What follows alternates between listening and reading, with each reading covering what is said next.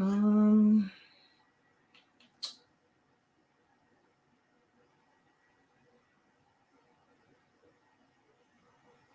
right.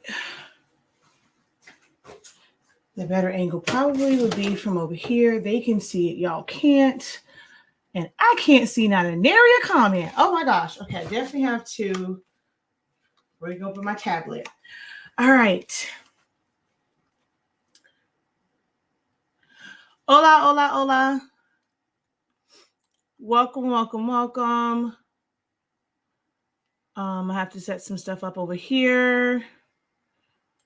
All right, so hello, welcome to everyone. I am in the process of setting up, well, we're doing the prep work for, I have 22 hoodies that I have to do.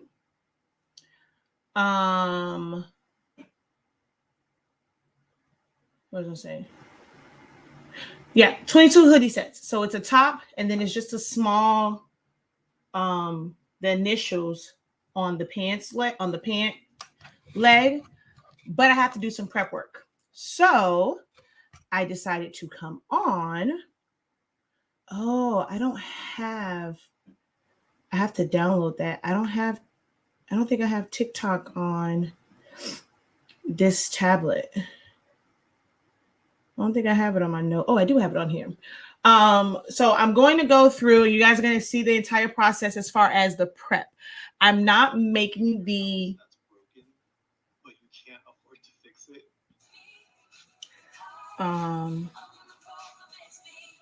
What's that one thing in your house? Hold on.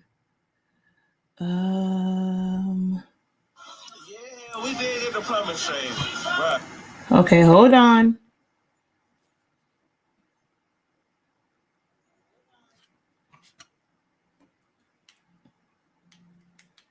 I should have had probably had my headphones on this to block out the sound. I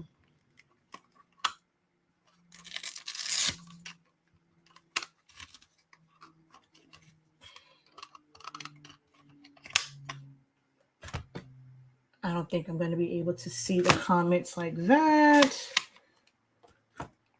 And that really isn't going to support this, I don't think. Nope. It's not going to support it. Oh, maybe it will. Okay, so I'm not technically making the hoodies. I'm not making the sets right now. What we're going to go over, what you'll get to see, is what you can expect when you have a large order. And then me kind of giving you some perspective on prep, setup, understanding what your process will be, understanding, like, really assessing how much room you have to work with, when you're doing this. I know a lot of you guys work out of a really, not say a really small space, but a smaller space. So when it comes to like organizing and prepping and keeping up with stuff, making sure that you do certain sizes, what's the steps, what's the processes that you would go through for that. That's kind of what we're going to explore today. And I welcome you guys to ask questions. It's not too often that you get to kind of see kind of a start to finish, because eventually I'll be, beyond once I get the transfers and stuff. I really think that I'm going to end up doing DTF. I really think I'm going to end up doing DTF, but I'm not quite sure yet. And I'm going to explain why, and I'm going to actually do a test. So what I'm also going to do right now is I'm going to do on my heat press a test of a couple of different methods on polyester. All right. And I'll explain why. Make sure that you guys can't hear me right over here. I don't see anything that says you guys can't hear me. So make sure you guys can hear me over here. So wait, let's go ahead. Let's get into this. Let me do my intro, and I'm going to explain to you why I'm going through the steps that I'm about to go through. You're going to see me in this one. Like, at first I was going to cut the vinyl, but a lot of people really haven't seen me use my cameos. I don't have, like, if I was in the office, like in my actual office, and I had all my cameos, I would actually send all 3 of these colors to cut at the same time. But since I'm in here and I only brought over my Cameo 2 and I can't use my Cameo 4 from my laptop because I still use version 3.6 on my laptop and that can't control the Cameo 4. So I wouldn't even be able to like really use that. I mean, I guess I could still use like my original Cameos. So I'm only using the 1. So it's going to be a process of you guys like just kind of watching me, you know, your bill on the ride. You don't have much to do. Hang out with your girl. Because I have 3 different colors, as well as I'm going to try it with the glitter so I can submit it to them. And they can kind of decide how they want it to be, because that's going to also determine what the cost is for this. For an order like this, I will end up making samples so that I can actually show my client the different options and they can kind of look at it, get a feel for it, and then make a decision based off of like which price point they want to spend and like what what it looks like. So there's no like, how can I put it? You know, you're going to see, I'm going to put it all out there and it's like, this is this cost, this is this cost, this is this cost. Oh, can I get this? I want this, but at that price? No. This is this cost, this is this cost, this is this cost. Like that's what it will be for each one. So that's what I'm actually about to prep and set up now. And I like to do those. I'm not going to say that I do them for every single order as far as the different medias, like whether it's vinyl or DTF or like glitter vinyl. Like I'm not going to say I do it for every order. But especially for larger ones, I like to do that because I want to give them, you know, options. So that's what you're going to see me do. And I'm going to just walk through, like, especially when I get on the day when I get ready to do this, how am I going to prep? Where are these going to be stored? You know, you have some people when they have them, they may have a clothing rack and they'll have their own hangers. So it's like temporary hangers, not hangers that's for the clients, but they'll have it so that way they can keep it on the rack because you're going up versus trying to keep it on a table or something like that. So there's a lot of different ways that you can prep, and you should really, I know everyone wants to do, you know, we all kind of have that aspiration to eventually have that large job, but have you really thought about what it's going to take to accomplish that? Like, how will you set it up? How will you prepare? How will you make sure that you're being efficient, making sure that you're not looking over anything? If you're doing different sizes, how do you make sure that you're putting the right size on the right hoodie? Make sure that you have all of them, like, you know, a lot of checks and balances so that you don't have to kind of keep going back and forth and that end up taking up time. So hopefully that's my goal in this one, is just to give you a small glimpse of what you can expect if you've never done a multi-piece order. Something like this is 22 hoodies, but once you break it down, well, 22 sets, but then it is 44 prints because it's times 2. All right.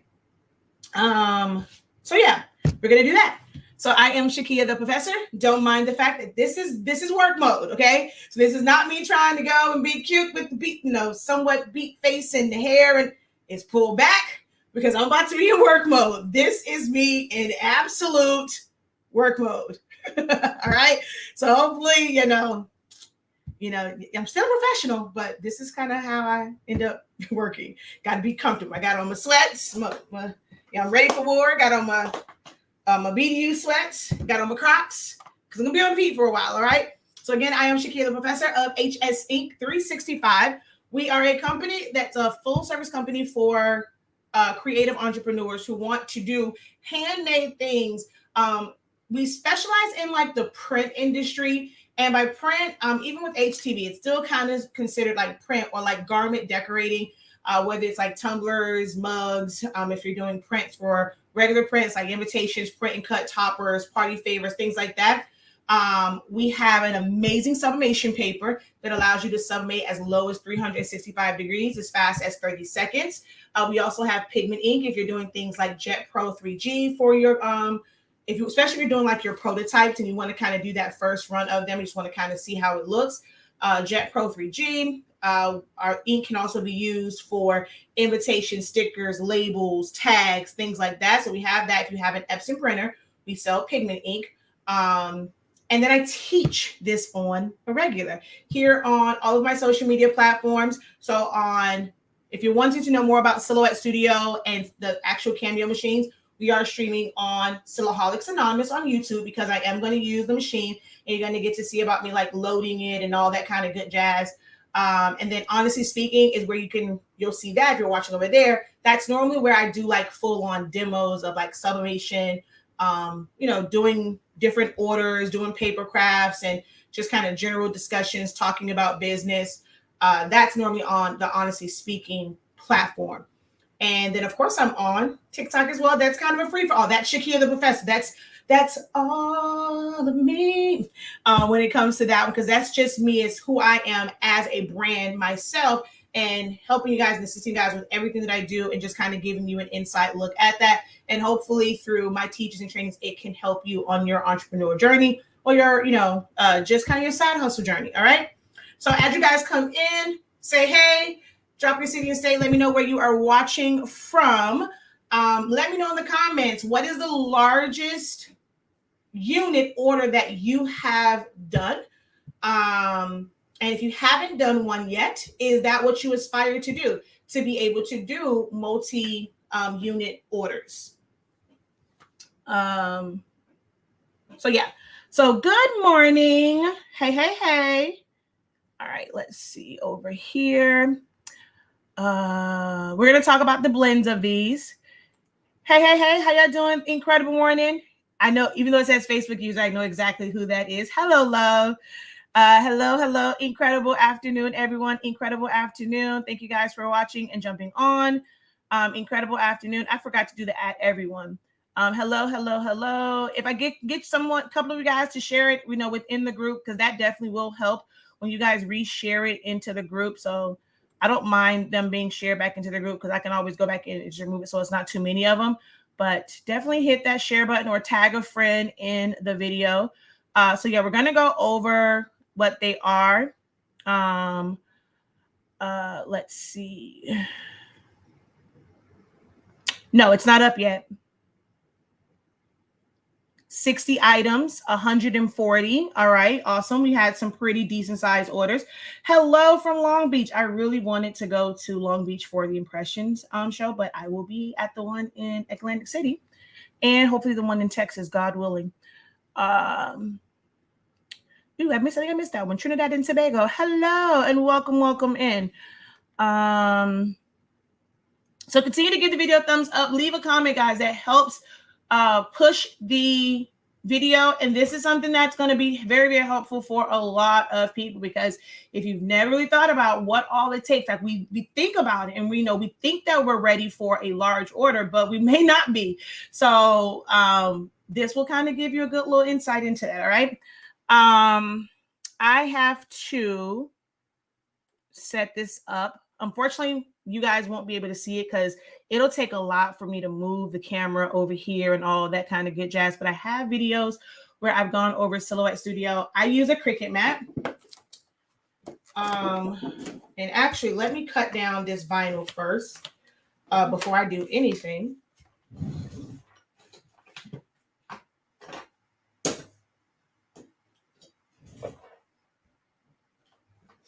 I don't know where my rotary cutter went. So in here, I do have so if you guys have never gotten a set, see if wherever you get your vinyl, like if you have a local place or even the ones online, and this is just one of them. Like I got this one from Florida Flex. I use this one for my clients. I also have the big Caesar book with all of their vinyl in it. And it really does help for your clients to be able to see the actual colors of the vinyl. And, because not all of them are, you say like orange and stuff. So this right here is an orange, but it's called copper, but it's totally different than this orange. So it kind of helps like for your clients to know, like they may say orange, but if they want glitter, there's not really one that's like bright like this. It's actually called copper. So if you're ever able to get swatches of vinyl, I highly recommend investing and paying for it. Like they don't give these for free. You end up having to pay for them, but it's well worth it if you could ever get swatches of vinyl. And then depending on like certain places, like the Caesar one, I have the really, really big book, but they also have it where It's like on a little card, and they have little shirts on it. I'm looking for my rotary cutter. I'd rather use that than I'd rather use my rotary cutter to cut this down than just.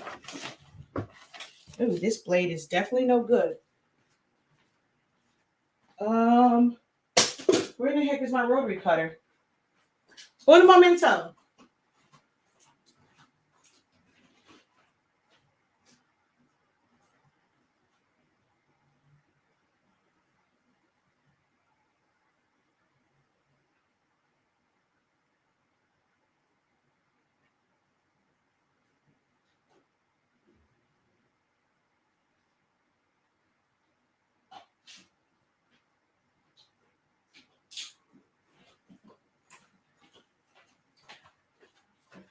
All right. Ooh, TikTok, y'all really can't see anything. Let's see. How are we going to adjust this? All right, I'm going to move this thing out of the way. Dang it. My foolish self put my cords. That wasn't very smart. I put my cords through here. All right. Who y'all is over here? All on StreamYard, YouTube, Facebook. Y'all are about to lose sound and video in 3. It's coming back though. 3, 2, 1.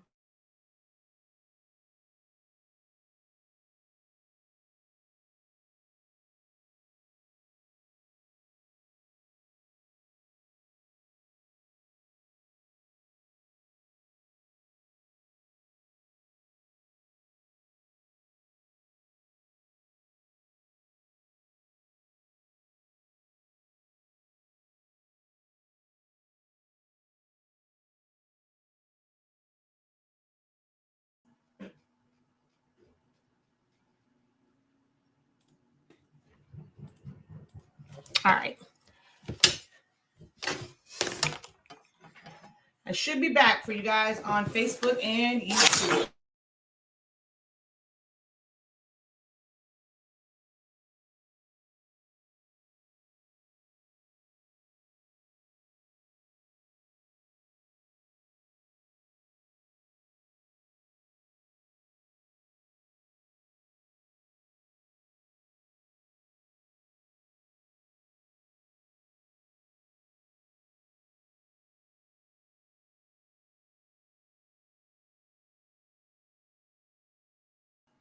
Okay.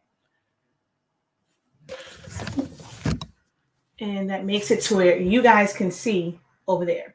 Okay. It was great, and we might go to the one in Texas. Yeah, the one in California, they say always has the most vendors. That's the best one to go to, but we weren't able to make it to that one. And then Houston, I heard, is like the next best one. But I'm going to go to the one in Atlantic City as well. All right, so I'm going to talk about the different blends. I saw a question about that because that is actually very important. But I need to get this start. I need to start the cuts on this so that we're not here all day. So first, let me see how much space I need. It's gonna look kind of weird for you guys once I switch over to the screen. So share screen, entire screen.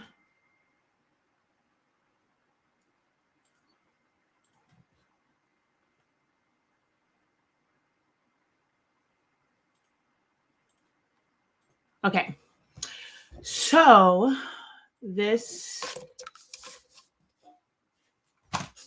oh God, my mat is actually messed up, so my mouse is not really moving how it should.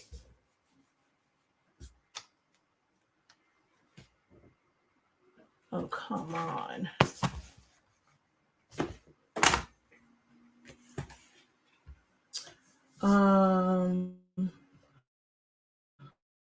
What store? What do you mean what store? What do you mean by what store? Hello from Rhode Island. Good afternoon, Z.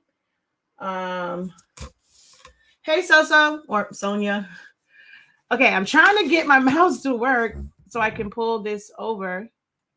Um,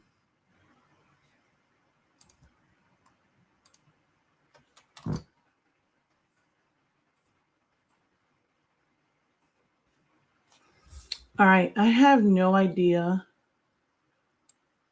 where. Okay, so I need this white. I need this white. And I know my vinyl is actually about 15 inches. No, actually, no, not 15 inches. This is going to end up being, so I'm gonna cut it down. 1, 2, 3, 4, 5, 6, 7, 8, 9, 10, 11, 12, 13, 14 inches. But yeah, I don't have to make it where I'm wasting so much of the vinyl. So we're gonna go like that. And then width wise, it's about 5. Yeah, so we can do 5 just to give ourselves a little wiggle room. And also to be on the safe side, I'm going to duplicate this. Oh my gosh, come on.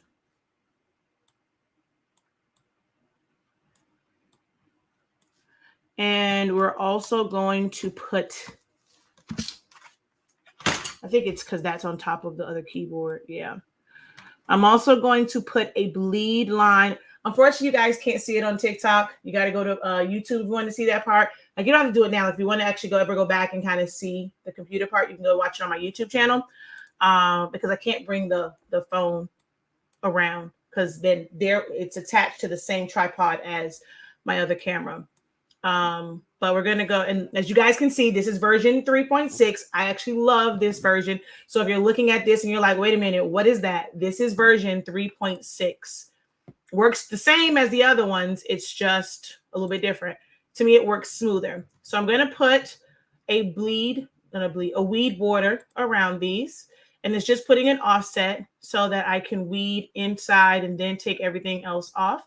I don't really need it for this part, but I can still put one. So if I go like this and I put an offset, apply, and then I'm going to release compound path on that.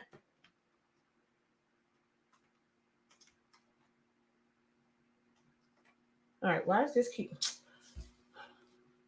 I don't know why it's not. My keyboard is not working. Release compound path, and then we're going to weld it.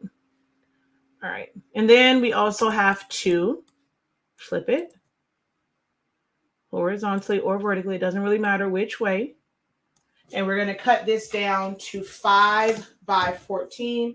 So 1, 2, 3, 4, 5. Because it's not on like an end one. And this is just because I'm about to press this to felt. I'm not putting it on the hoodie. But we're going to talk about the hoodie in just a moment. Like the set and the blend and all that kind of good jazz. And I'm going to make this straight across the top. Just so that I don't have to worry about that on the mat.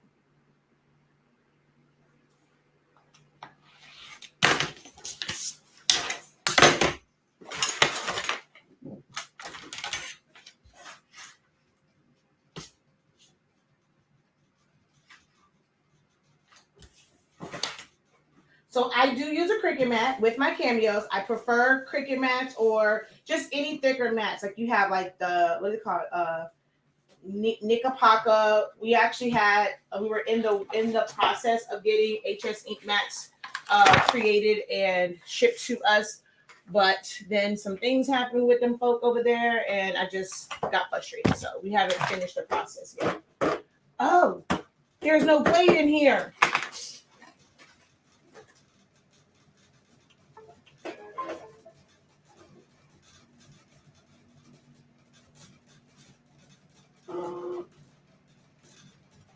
Gotta get a blade.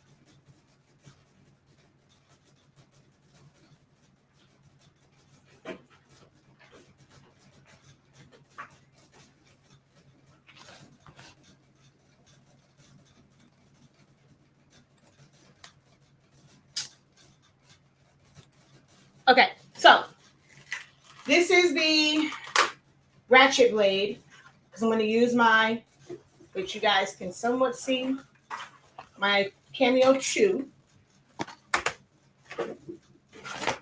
So this is the 2, and it uses the old ratchet blade. You can still use these with the 3 and the 4, all the way to the 4 plus. It's just an adapter for the 4. And so this is called, or now it's called in the newer program, it's called the manual blade because you have to adjust it. There is this little thingy on the inside, but we don't use that. There's a hole on the machine. So you just put it in there, and I'm going to turn that. These are all smooth binder except for the glitter. So I'm going to put that on a 2. You put it inside. I always put my finger underneath, go like that, and then lock it in place. And with this one, you hit load mat. So you load the edge of your mat up to the inside of the blue line. So there's like triangles here, and then there's a line. You know what color yours is? It's to the back of that line, not on top of the triangles. And of course, your roller on this side needs to be at the last one.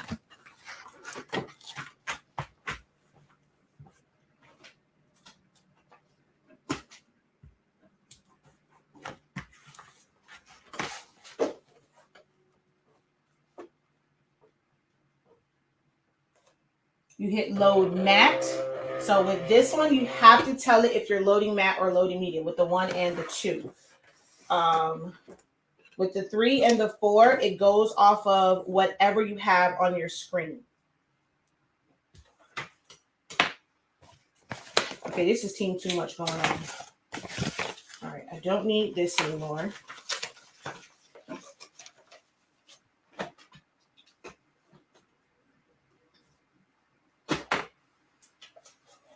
Until I can get a, that's why I like a rubber band. All right.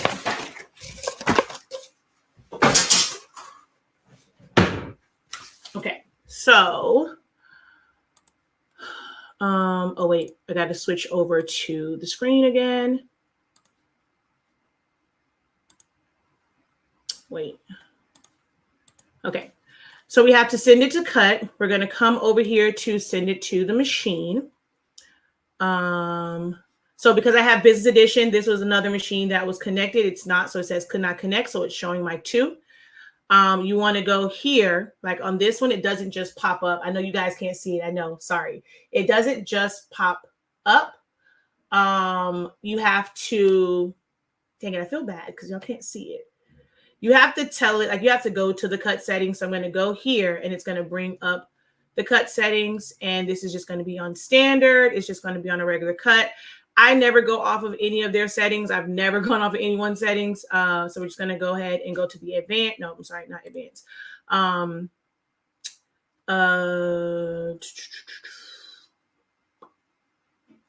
Oh, wrong one. That's why. This is to send it. Let's go over here, shall we? This is where we're going to set. Oh, we went back over there. Hold on.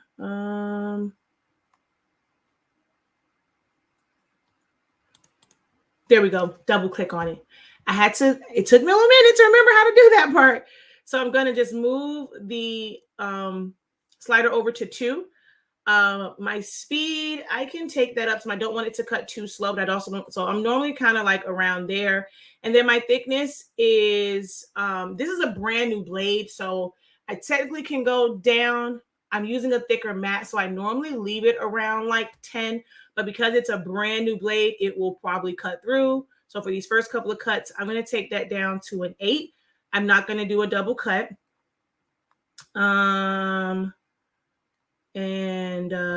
Yeah, so that's in there, and we're just going to tell it to send.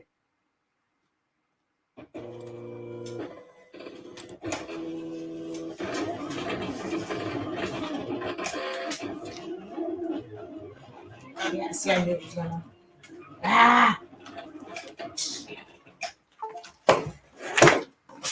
I knew this wasn't gonna hold it. I need to get a stickier mat or wipe this down. Yeah, it was starting to mess up. Okay, let me grab. Do we have any wipes here?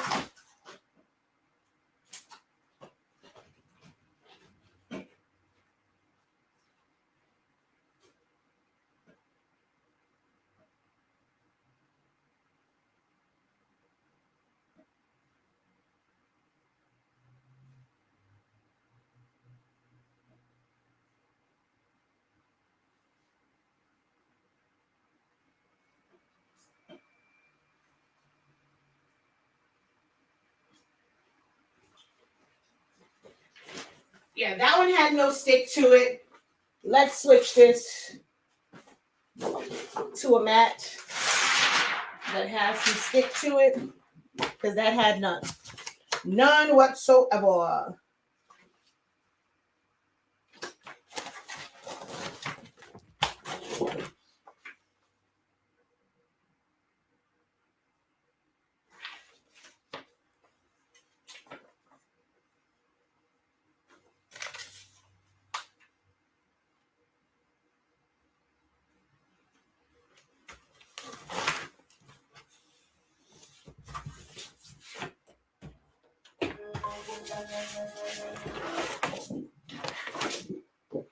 I wish I would have had my 12-inch mat, but I don't really keep a lot of those. And the one that I have is not set up to cut. It's just a regular Cricut mat. All right, so let's go back over here.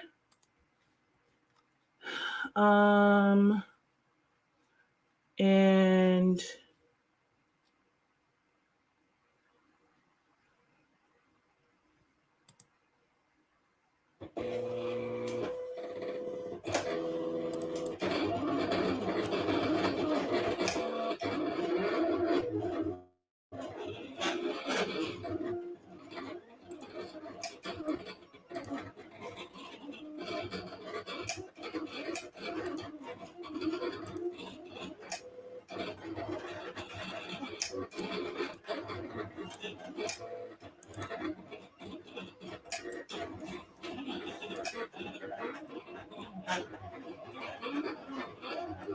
all right, this piece is about 7 inches wide.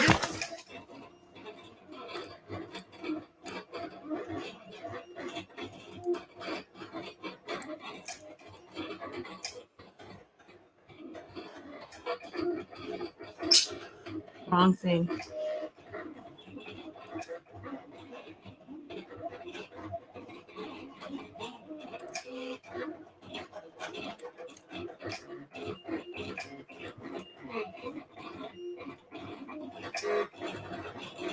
I said 7.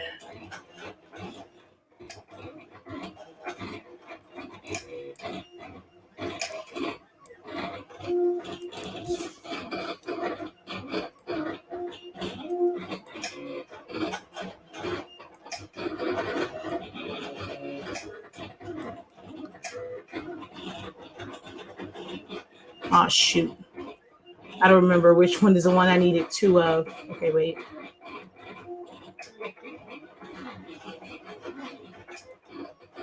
Okay.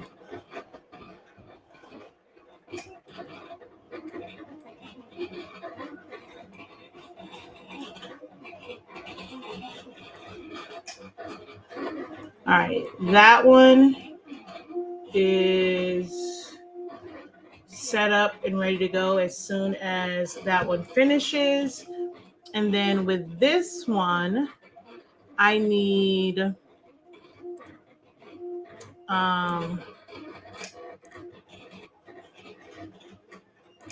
this is wrong. No, okay, no. I need this one twice. And this one once. My orange vinyl, now one of them is going to be on glitter. So my orange vinyl is, that's already at 12 inches. So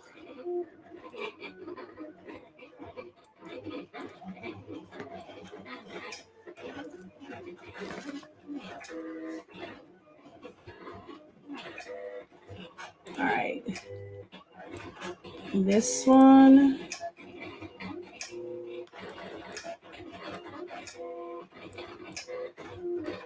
Can I fit both of these going across? No, I cannot. So we're just going to rotate them to take up less space.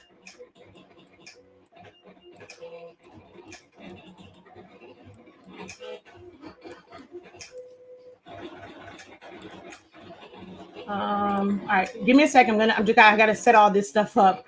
I'm gonna talk about this and break it all down in just a moment, but you gotta give me just a second, okay? All right, so we're gonna go there, and we're gonna.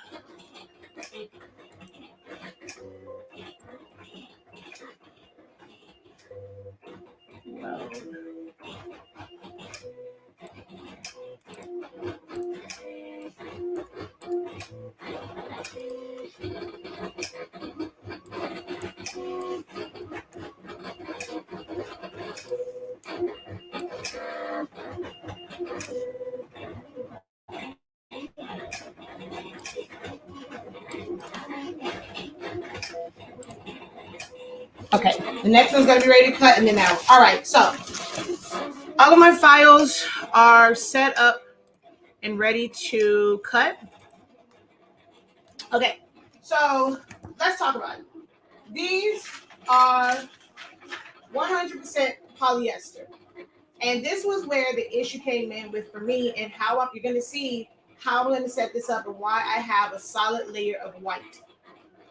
They got these from Shein, and I thought they were going to be like cotton or maybe a blend. They are 100% polyester. When it comes to polyester, it bleeds. Like think about like you heat up sublimation and it will continue to gas off. Like if you had it a little bit somewhere else, or like if you heat it up, it'll gas off. It will blend or bleed into something else. Well, this is the same way. In that if you have 100% polyester, once you heat it up, if your material does not have what's called dye migration block, it's going to go through and it's going to affect the final color. When we're looking at things, and like I said, we put it on white, it's going to, like this will appear brighter. This does not have, like, okay, so this one has this part on it, and certain ones it does serve as a dye block barrier for certain colors. Like this one, the fact that you can see through it, if you put it on the black. Now, even if you put it on cotton black, like because of the color, it's a little bit translucent. You'll kind of sort of see it through.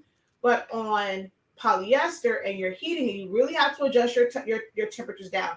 If you are somebody who doesn't like to adjust your temperatures, you're going to be in a world of trouble when it comes to dealing with 100% black polyester. Because if you have it too high, it will bleed through and it will change the color. So that's why I'm doing it this way. So I'm going to have a white underbase, and I'm also going to show them what it's going to look like if it doesn't have a white underbase to it. Of course, with the white underbase, it costs more, but the colors will appear brighter because it doesn't have black underneath, and it will not migrate. Like the dye, once it's heated up, will not migrate through.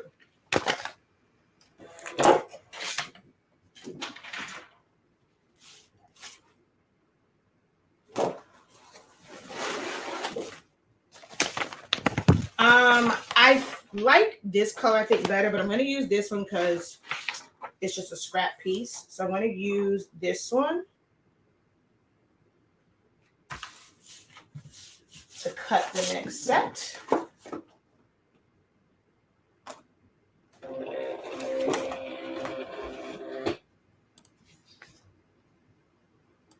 It's already on the screen. So we're just going to hit start. The same exact settings will work for this. And I'm going to pull up the next one.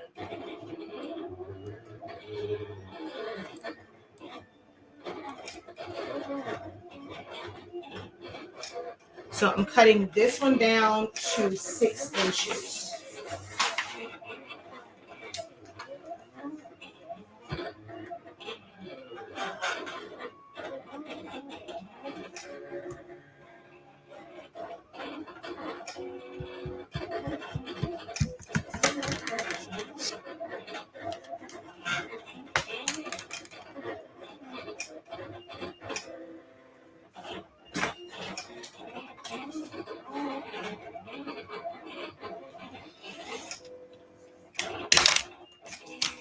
And normally I would have this already on. Like if I was doing a really big cut job, if I'm not using the big vinyl cutter back there to where I can just print it to cut it to a roll, I would end up having several mats set up so that I already put the, like I already cut this. I would have it on there as soon as this unloads, put the next one in, let it go, and then I can read it. So normally I would have this set up on several mats.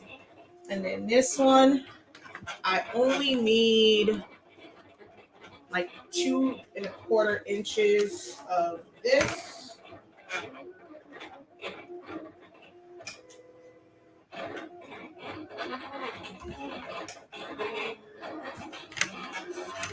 I'm gonna do 2½ though, just to be on the safe side.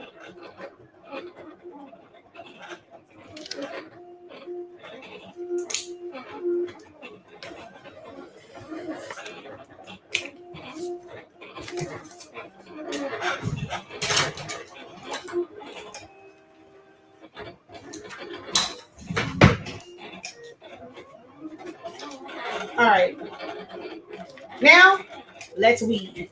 Okay, let's see. Hello, Miss Roberts, how are you?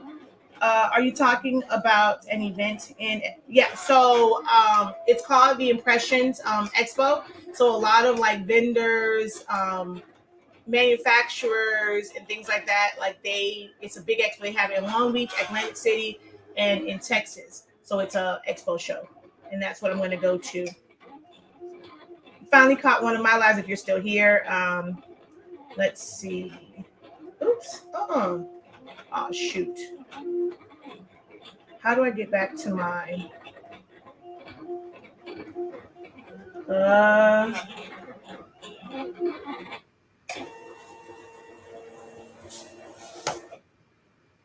I can't see you guys. I don't know how to get back to my live. All right, why is it not showing me anymore?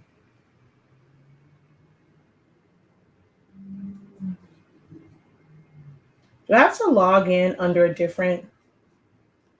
I was seeing my live and now I don't. How in the heck do I get back to my live video? Don't allow. Wait. Shoot. Y'all, what happened? I don't know how to get back to my live video. Couldn't live because but it was showing it to me before. So now I can't see the comments. How in the hell do I get back to my video?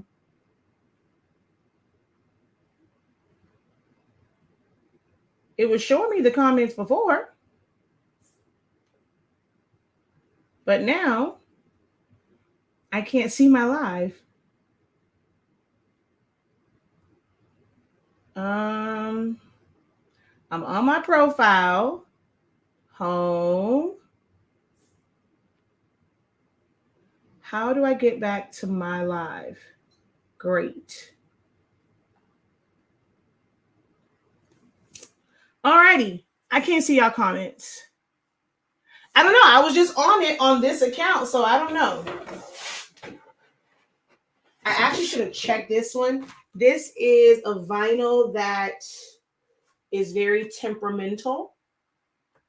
So I should have checked this one. I think I'm going to be kicking myself because I should have known to check this one. Because this isn't seeded. This is like this is just a generic brand. Actually, it's not that bad. It's just not going to be easy to weed. I'm going to have to use my heat press to weed this one. All right, so there's white. There's that one. And now the orange.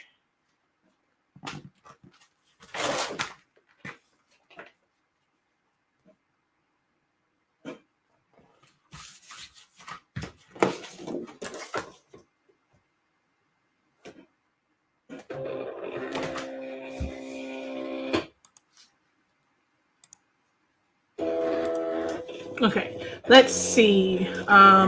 45 items, 200 buttons. I'm kind of late, guys. So 140, 65 items. City girl, country living here. My largest order so far has been a t-shirt order of 115 shirts. I had to create the design, but I used transfers to complete the order. Principal transfers or like screen print transfers, DTF transfers? What type of transfers did you use? Hello. Thank you for joining. Thank you for, I'm not sure if that's just saying your name or you're tagging someone. I have 100% black polyester shirts that I plan to apply HTV. However, after attempting, found out that they have a coating that keeps the fabric cool, heat sensitive. 45 items, getting ready to design a set for myself. Let's see. I don't see the roll image on my screen. I'm not sure what you mean. For us, not as good as design as Shakira. Design bundles, the graduation SPG bundle, Saturday one of the deals. Oh, okay. I didn't realize that could happen with HTV. I knew that was an issue with Jet Pro. Yes, it happens, especially if you have white. It can still happen. Of course, you have to mirror. How many layers of vinyl would this design have? With the migration, 3. Which expo impressions? Facebook ain't Facebook. Oh, screen print. Oh, okay, cool beans. All right, so while that's cutting, should I weed or should I talk about? Okay, it'll be easier for me to probably talk about the shirt setup after I weed this. If you don't know, what you can do, I'm gonna try and at least adjust out a little bit here.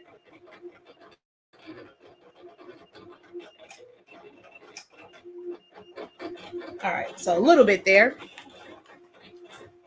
I'm gonna use my heat press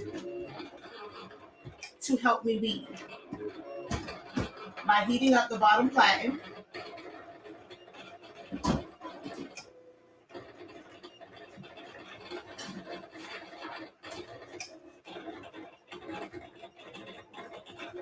And see where before it was tough, like now, it's gonna weed like butter. So if you don't know that little hack, you can use a heated platen. I really want, like if you do a lot of HTV, Stalls has this, they have a heating like table, and it just makes it so much easier when heating. Like, I'm not sure if you probably didn't quite see it. If you look at it, pulls, it's hard to pull on that side, it doesn't heat it. But like this, I'm gonna let it cool down some so you can see the difference. Okay, so I mean, this is still kind of, oh, hold on, shoot. Oh no, okay, no, that was supposed to come off. I'm gonna try and let this warm up a little bit so you can see the difference between pulling it warm and peeling it warm. I mean, peeling it cold. I said let this warm up. Let this cool down some so you can see the difference between peeling it warm and peeling it cold. All right, so this should be cool. All right, it's probably gonna be harder for y'all to see it, but like there's some, it's still a little bit warmer. There's some resistance, and this cedar doesn't really need to heat it, but it's some resistance. But is it still hot? No.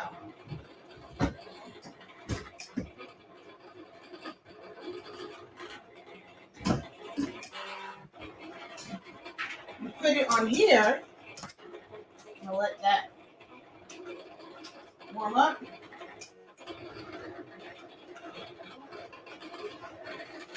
And it pulls off super fast. Like it weaves like butter.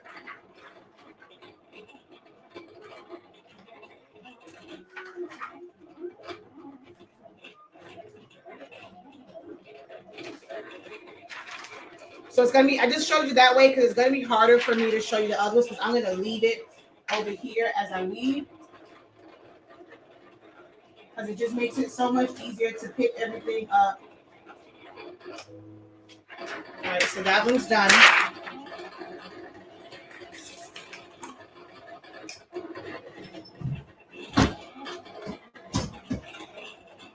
This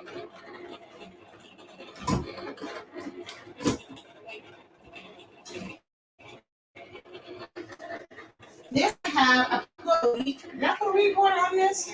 Yeah, so I put a weed border on this. You're gonna see the weed border first, and then the outside.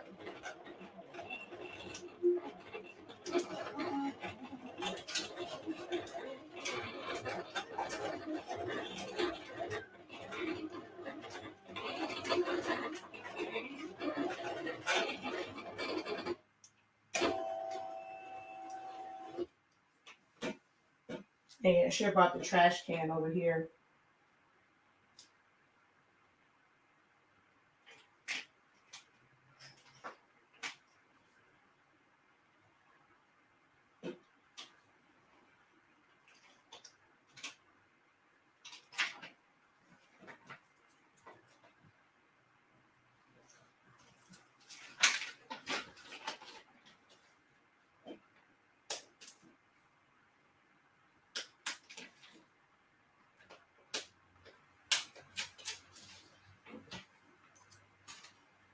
There is a specific way that this underlayer, there's a certain way I set this up.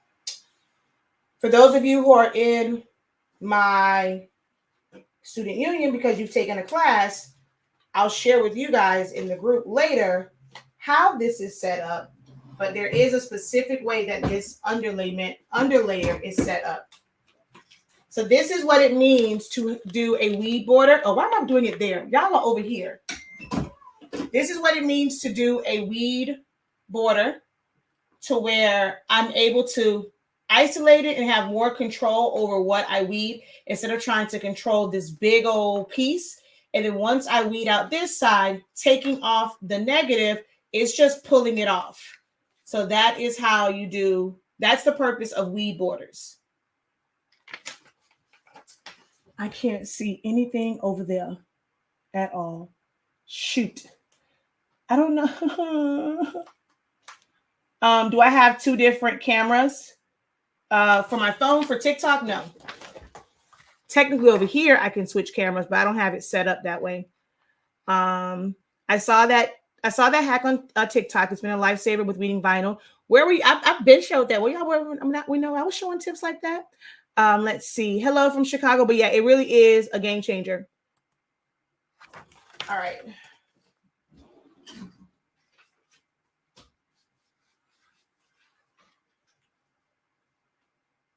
I'm new to TikTok, so I got a lot of content that I've done previously that I need to like create TikTok versions of it also. I just love the way, it just weeds. If you do, if you have an issue with weeding vinyl, as long as you got good cuts on it, this method definitely helps. I mean, with a weed border and having the heated platen.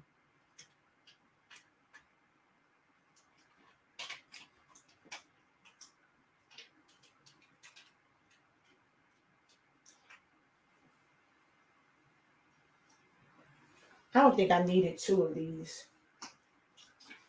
So now that this is done, and I'm actually coming around just so you can see how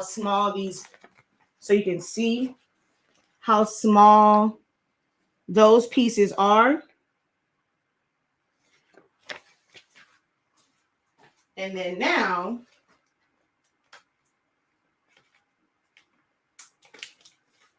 when I pull this part off, I gotta remember I moved y'all.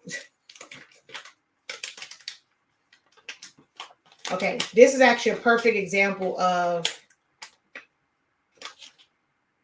oh, that was the first one.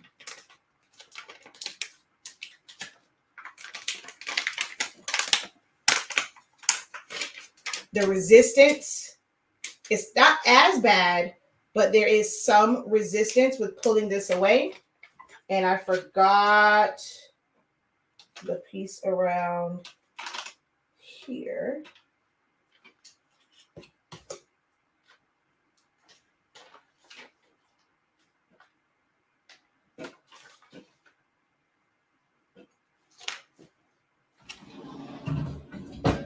So if you don't want to keep heating your platen, like so the table that Stalls has, it stays heated the entire time and you can weed on it.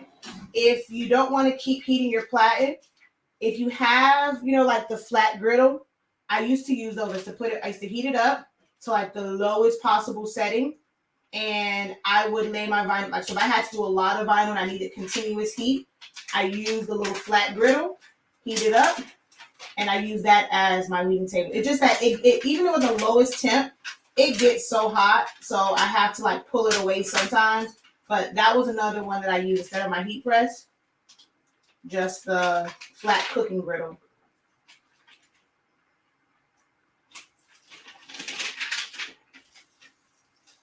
So there's no resistance.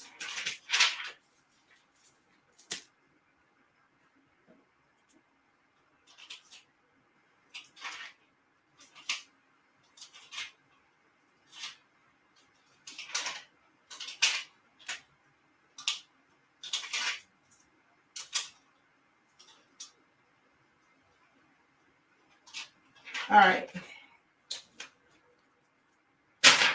There's the white layers. This is the one that, so there's two. There's one where I'm going to put the pieces on top.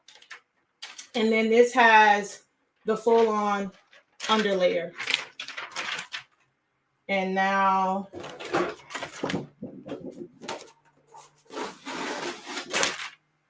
my glitter, I cut twice.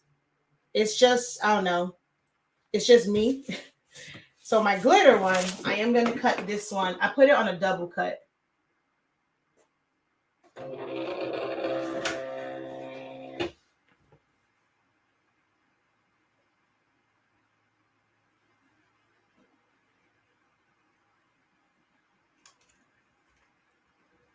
I just realized, wait, am I? Shakia the prof, oh shoot.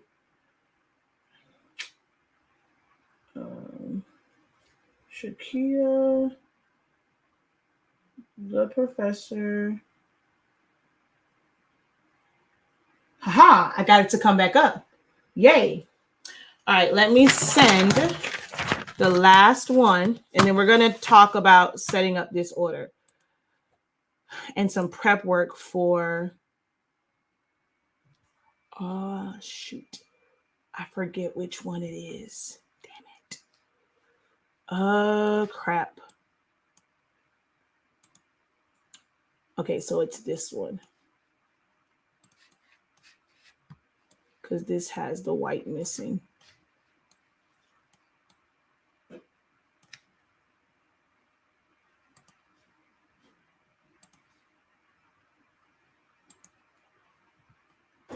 Ooh, scared me. I forgot to set it on double cut. I'm gonna have to do it again. All right, let me turn you guys around. So now we're gonna talk about prep work and sizing for these.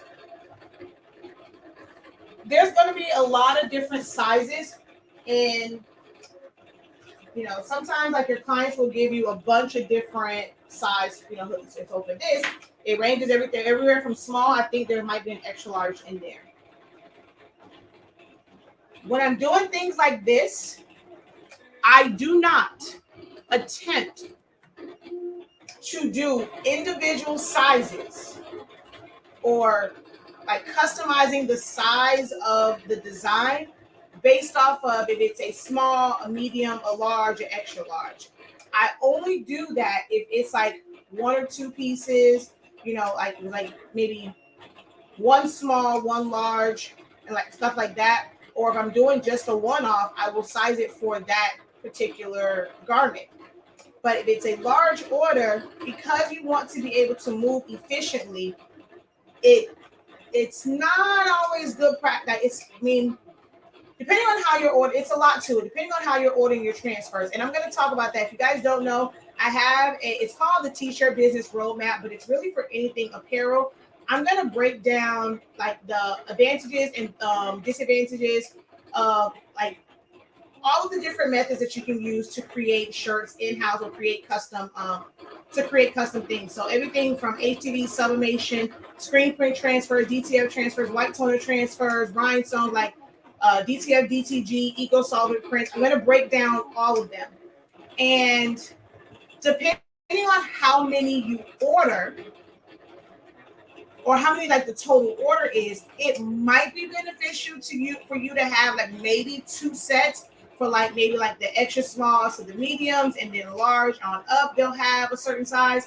Or if you're ever doing something that has like a 4X, and depending on which method you have, because some methods you're not going to be able to do like a one-off or like 1 or 2 of one size. Like you need something for a 4X. Your transfers, when you're ordering them, you're going to have to order them, in a certain quantity, so you won't be able to do that one-off.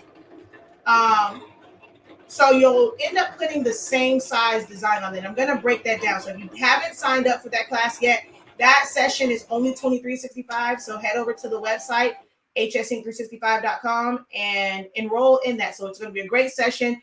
If you've wondered about all of these, and before you go and you invest money in all of it, you want to kind of know about all these methods and what's going to be best for you and your needs, and the audience that you have, and the type of shirts that they like, and the type of orders that you're trying to do, definitely sign up for the T-shirt business roadmap session. And I'm going to go through all of these different methods. I have used all of them. The only one that I have not done like personally myself is embroidery and DTG, as far as like me doing it. But I've seen DTG done, and I've had a shirt that had DTG on it, and I can still kind of break down the pros and cons of DTG.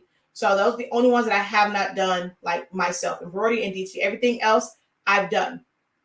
And I'm going to break all of those down for you. So 2365, I think. 33. One of those. It's on the website. So go check that out. It's on February 3rd and March 3rd are the dates for that one. February 3rd and March 3rd. So with this one, this particular size is a small. Now, typically what I like to do, sometimes with hoodies, I will kind of go oversized on them. If it's shirts, it's a little bit different. Sometimes with hoodies, I will go oversized. But typically what I do as far as measurements, I do not go by if it's this, do it 10 inches wide, or they'll say do 10 inches, 11 inches. So what are you referring to? Because the design has a width and a length. So they'll put things like an 11 by 11. Well, I've had things that are 11 inches wide, but they're 14 inches long. So I don't restrict myself to, especially for the length of it. There is like a max length. And I know like let's say I have a really, really long design, it might have to be more narrow to fit the length. But this side kind of works. But when I'm doing shirts, as far as sizing them up, I'm going from like the center of the shoulder and coming down. So if I show it like on myself, if you're going from the shirt center, and that's what this is off. So like the center of the shoulders, and you come down, this is going to keep the design in the front. If it is something where you really want it to be read from the front, no matter who's wearing it. If it's someone that they're well endowed in the top, their chest area is going to push it out naturally. And if it's too far over, you're not going to be able to read it because it's going to wrap around their boobs. But if someone has more of, if it's flat, or if it's like a male, even if it's wide, because you don't have it where it's pushing it up, you're still going to be able to read it. When you don't really kind of know like who's going to wear what, like I'm doing like family reunion shirts or birthday shirts and stuff like that, I try to really keep it to the front because I don't know who is going to wear it. And if it's something that's meant to be viewed. Now, there's some things like there's accent pieces and graphics, and it doesn't matter if they're on the side, but if it's like, especially with some type of like message, you want that to be in the front. And it might seem small when you're looking at it, but on a person, especially if they have a bigger chest, you're going to be able to see it from the front. So I typically go shoulders and come down so that it's to the front. All right. And then as far as like how far down, depending on the design, I use the inseams. So you can see right here with this shirt where the heck is that? So where the armpit is, it's the center of someone's chest. So depending on the type of design I'm doing, I'll either depending on how large the design is, like as far as length, I will either go middle to middle on that center line, or I'm going to go like, if it's something that's really, really long, I'm going to put it up above that a little bit so that it's not starting here because it's a long design. I'm then going to bring that up. And that's kind of where I do like the 2 or 3 finger. Everyone's fingers are different sizes, so I don't really like to go off that, but it's more like 2 or 3 inches from the top if you have a really long design, because you don't want it to go too long. So the longer the design, the higher I pull it up so that you can actually see it. So those are some things when it comes to that. I'm actually going to check this first before I say I needed to do a double cut. And yes, I do. Because of how I had the blade set up, I need to do a double cut on it, and I forgot to set it as a double cut. So let's go here. And again, I don't change my setting at all. I just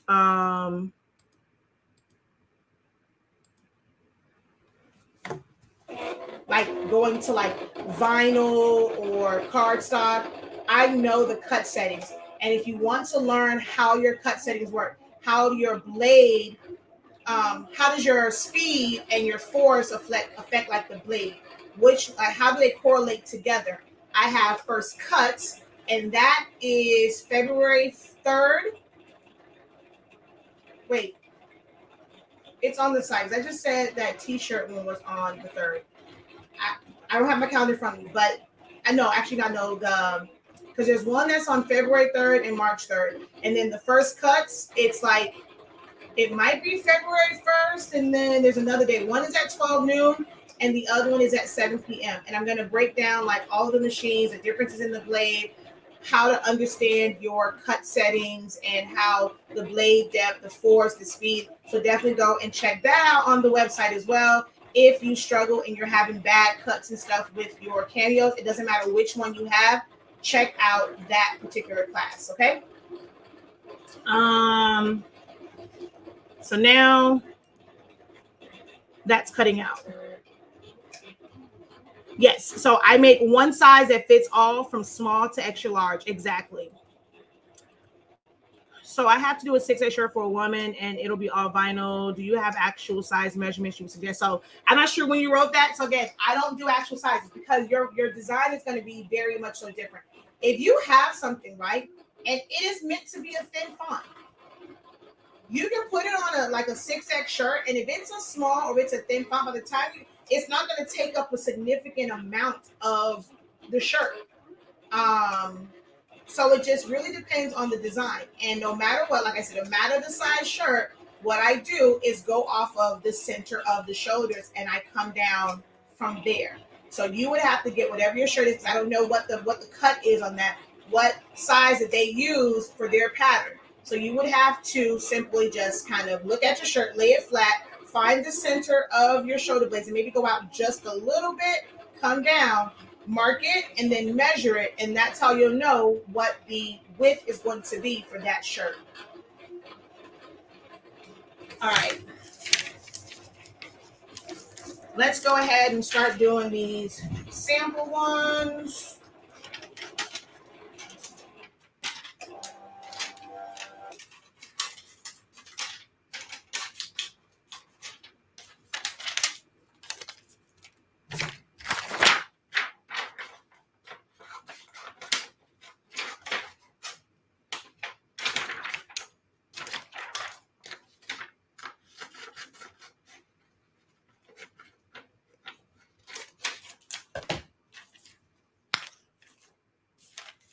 All right, we're going to put some parchment paper down to protect my platen because this is black polyester.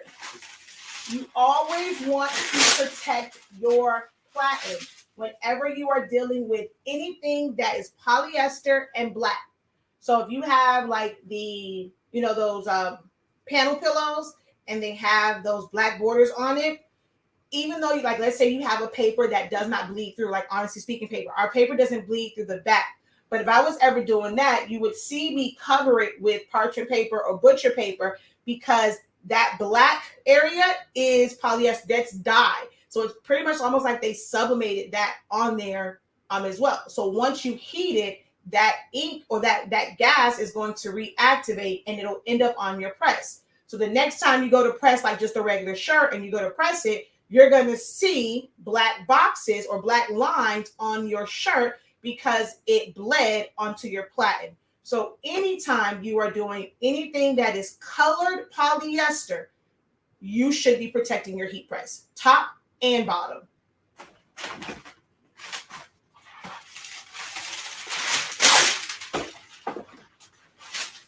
So I have my felt. Felt is 100% polyester.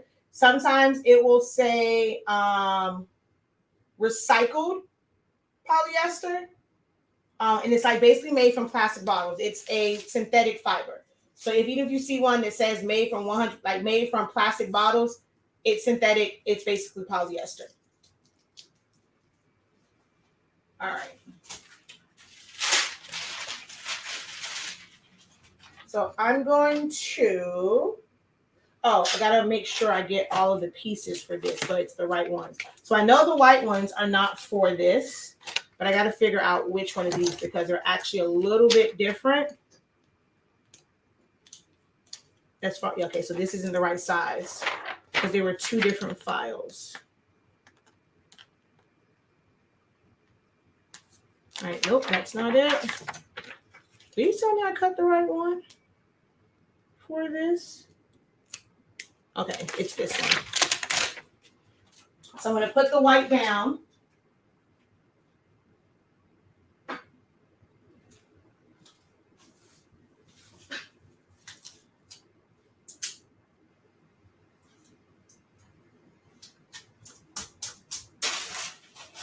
And I'm only going to do a quick tack on this. I just needed to, if you press it too long, you're going to shrink the vinyl. This is also when you're dealing with smooth vinyl, you don't want to leave your heat press at like 325 because you did glitter. Or if you're using honesty speaking paper, you're trying to leave it at 350 or 365. The higher the temperature, the more it's going to shrink. And I already know I don't have enough pressure on this. Ooh, that's too much pressure. Too much pressure can also cause it to shrink excessively.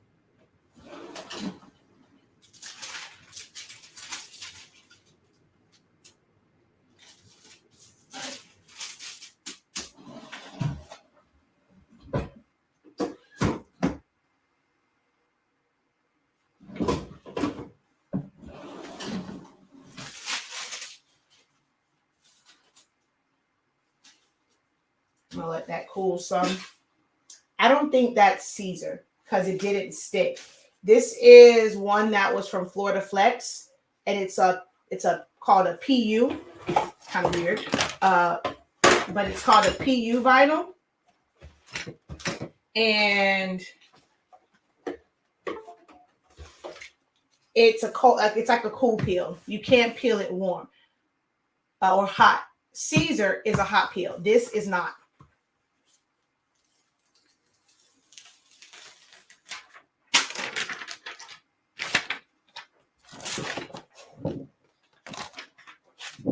All right, where did my orange layer go? I never redid my orange layer. Oh, I never redid this. I did not realize I've never redid my orange layer.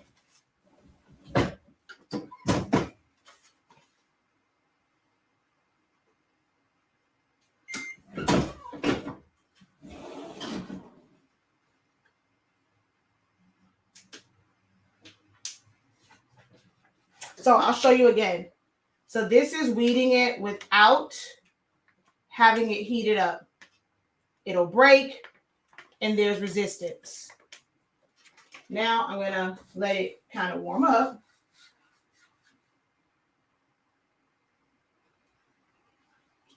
I gotta do it fast because I'm not over there. Hold on.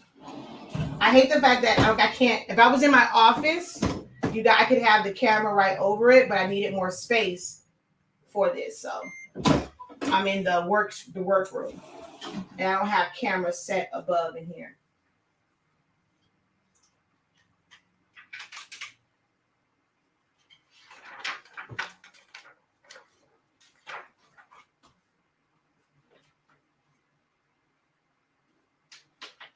Okay, let me get that all warmed up.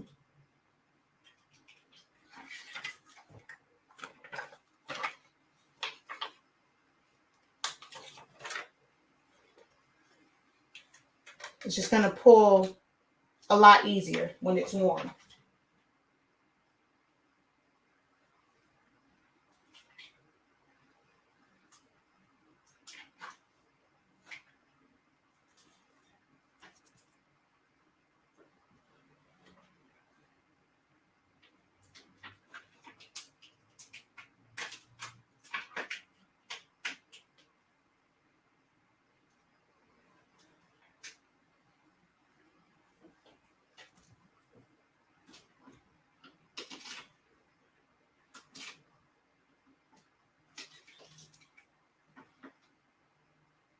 Okay. And I just need to cut this down. No sense in me wasting this vinyl. And so see, I didn't have to remove it, the whole thing, just to get that off. And now I have that. And then we're going to take off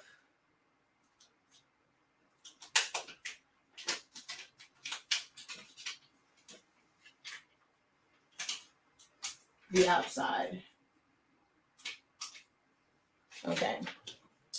So this is the one for this, because it's made a certain type of way, because there's a white underlayment, and I'm not putting the orange on top. I mean the white on top.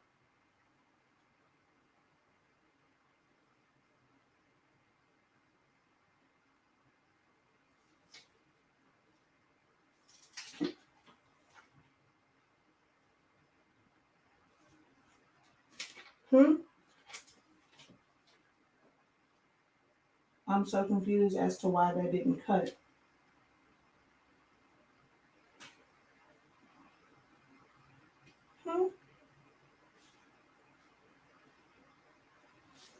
Oh, this isn't supposed to be here. That's the pink layer. I'm like, wait a minute now. Why does that look like that? That's not supposed to be there. Okay.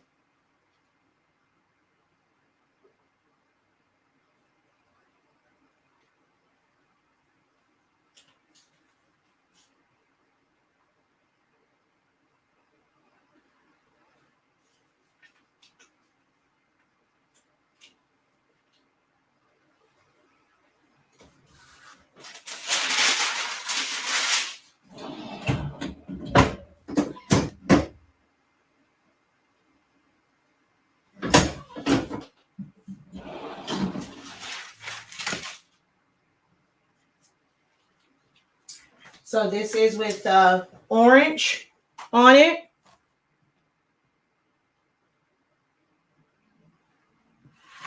And then now I'm going to do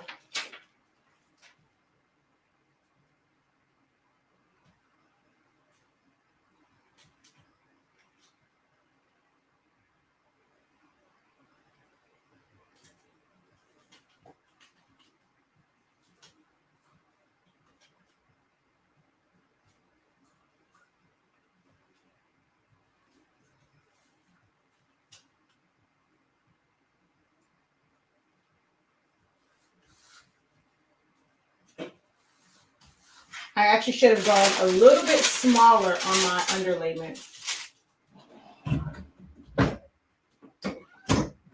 So I still only do a quick tack.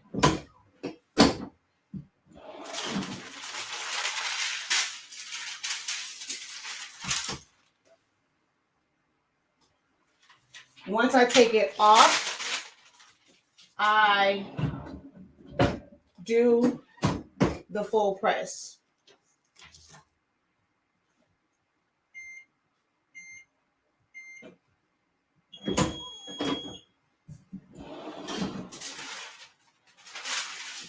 All right, so I'm gonna bring it around here so you guys can see it.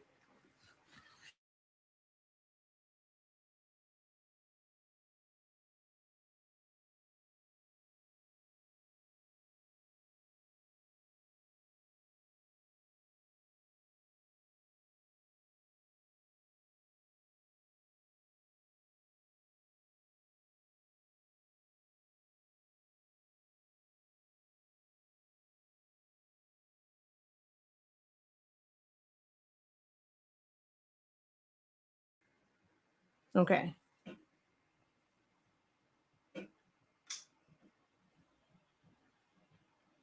There's that one.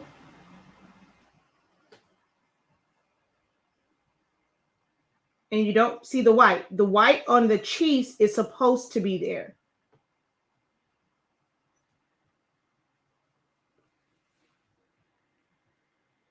Now I'm going to do the one where it is going to be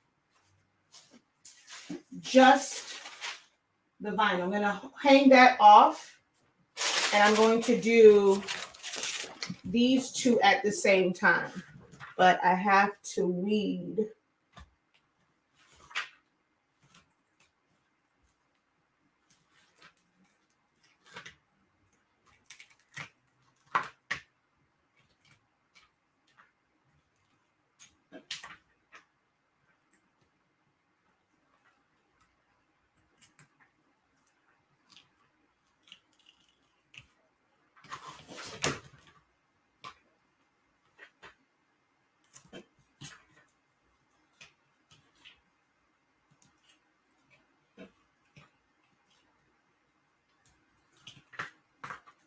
Oh, if you're in my group, this was the prompt. Just because you saw my design, please still do your design. Don't, or like if you had a design, don't be like, oh, I don't want to post it because of how the professor's own was. Please make sure that you guys still post your design from the prompt. So the prompt was posted in each group. And I'm going to do that several times throughout the week to where I'm just going to give you guys prompts to help you like think about what you're designing. So maybe you don't have a client that's asking for designs and stuff like that. So you don't have like, you're not motivated to design something. I'm going to drop prompts every so often each week for you guys to create a design around. And if you join my design program, which once I get done with this or tomorrow, it will be on the website. Not only will we have prompts, but I'm also like the first couple of weeks, I'm going to give you the elements. But as we go through and we're learning how to select our own elements,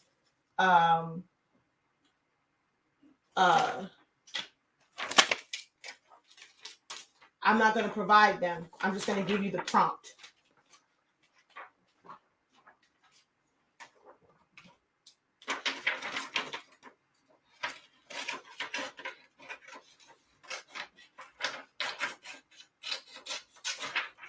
So I'm like kind of like intertwining these just so it takes up less space on here. So I had to cut it down.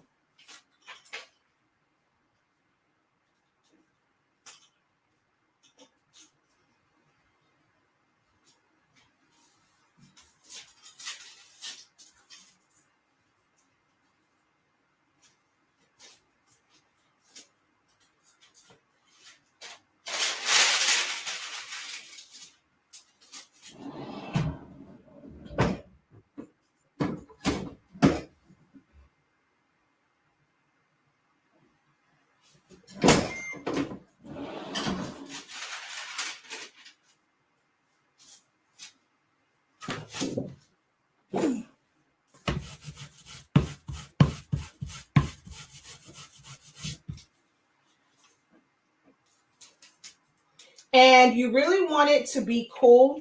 When you're doing layers, if you pull it while it's still warm, that's where you're getting that. Not only did it shrink, but now you're stretching it and it's not going to line up. So it is, although like Caesar's really good to where you can hot peel it and it's not going to move. But some of the other ones, you really want it to cool first, because if you don't, you're going to stretch the design out of place.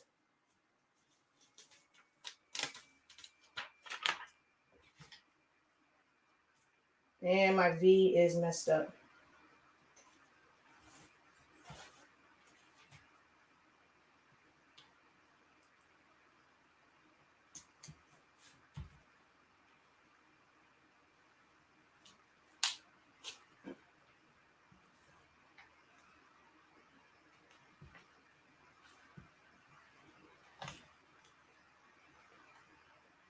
I can tell right now, I don't like the glitter. I don't like the color combo of the glitter. Now, technically, if I was pressing this, I would probably set everything up and then go back, take my heat press to 325 for the final press, because this is glitter. Right now it's set at 300. It's not really ideal for the glitter HTV.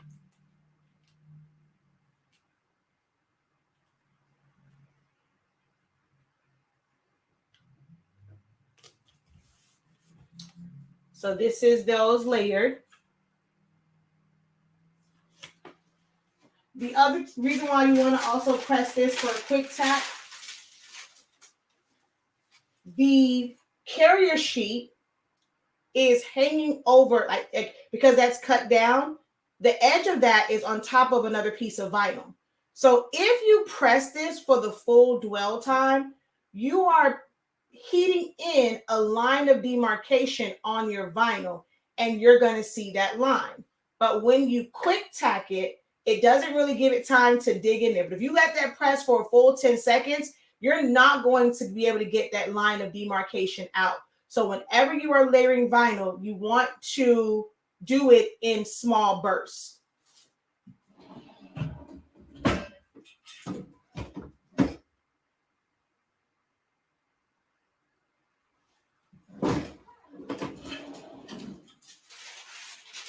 Like the glitter one, I'm definitely going to have to let that cool.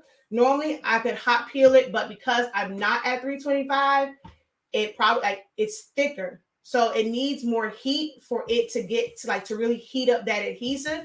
So I'm going to see if that 3 seconds work at 300. I may have to press the glitter one a little bit longer. But actually, you know what? I'm not even going to take it off, because the glitter one is not getting the white layer. So when I press this white layer, the glitter one will kind of stay in place. I mean, it will give it more heat. Oh, Lord. Did I put that on backwards? I don't know. That V is all messed up, but it's okay.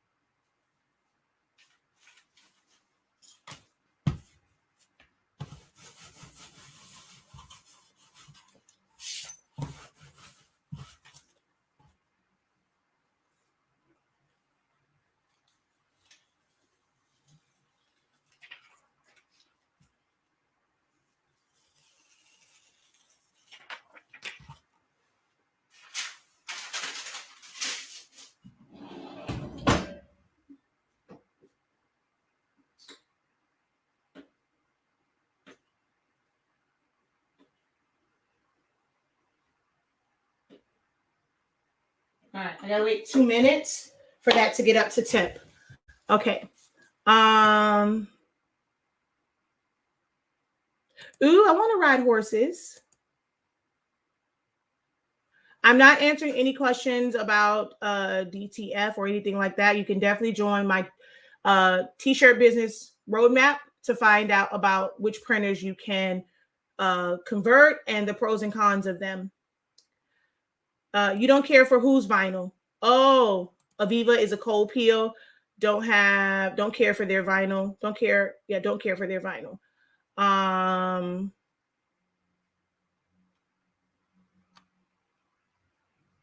I've never used the Econo Subflock. What I'm making is the test prints. I wanted my client to be able to see the different, because given the price point, the different ways, how can I put it? The different results, depending on if they have an underlayment, if they don't, because this is 100% polyester. The felt actually didn't bleed as much, but this will bleed, and it's a thicker one and I think it's because I didn't put a lot of pressure. I have to think about the fact that with this, it's a hoodie, it's thicker, it's going to be a lot of pressure, and the more pressure you have, that also pushes that ink through. So I'm going to increase my pressure on. I need to increase it anyway for the glitter HTV. But I want them to see the differences in having the differences in the color. And then although this is not it's not that design, I want this piece here that has some white in it. I'm going to press this to the back of that felt so that I can see if it's going to bleed through this DTF. Because at the end of the day, I'm really not doing, I don't want to do this in vinyl. It's going to cost them more. I'm not sure you saw. So if I had to do that for one, where I press it once, press it again. So that was actually three layers I had to do. And then the final press. And I have to do that on there. The pants only has 2 colors. It doesn't have 3 colors. It only has the 2. But it's actually, it was 3 presses for that. And it'll be 2 for this. And then with me, if I do the full on white underlayment, I don't have to really worry about it. But if I do the white on top, me trying to make sure that it's in the right spot. So that's more time that I am taking per garment. So your prices have to reflect that. So either you're going to be charging more for the vinyl, because even though vinyl is cheaper, it takes more steps. You had to cut all these vinyls out. Now, for this many, I would not be using this. I would definitely use my larger one. That way I could just put the roll and it's just going to cut all of them at once instead of me just feeding individual sheets. Or if you do like DTF or screen print, yes, it's less time. It costs a little bit more for those, but it's less time. You don't have to go and press it and then wait, cool it down, depending on which vinyl you're using. Then peel it, then put the next one, and then cool that one. And it's a lot more steps. So it can somewhat even out to the same price point, because either you're going to spend more on the transfer and be able to get the work done faster, or you're going to spend less on the vinyl, but it's going to take you a lot longer to finish the design.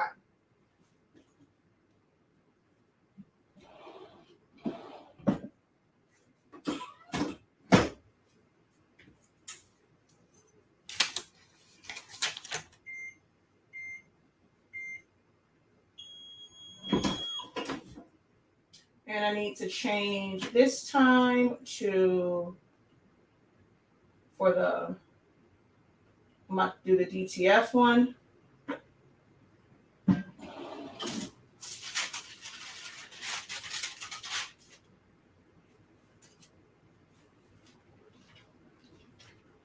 Actually, I should have did this with, dang it. Because now I'm going to heat this up again at 325, and I didn't want to. Actually, no, I'm just going to put this on the back.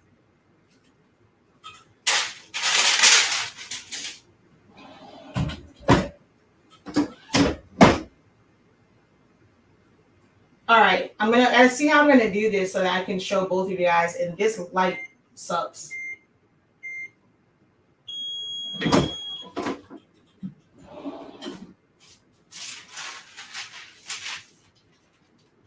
So see, this one actually didn't do too bad with the migration on the felt. It actually did not do too bad. All right, I got to figure out what's going to be the best way for me to show y'all because I can't even see this monitor.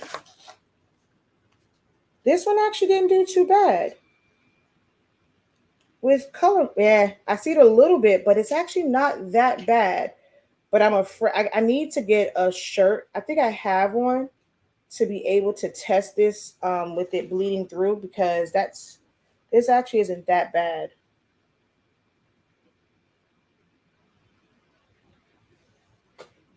So this isn't as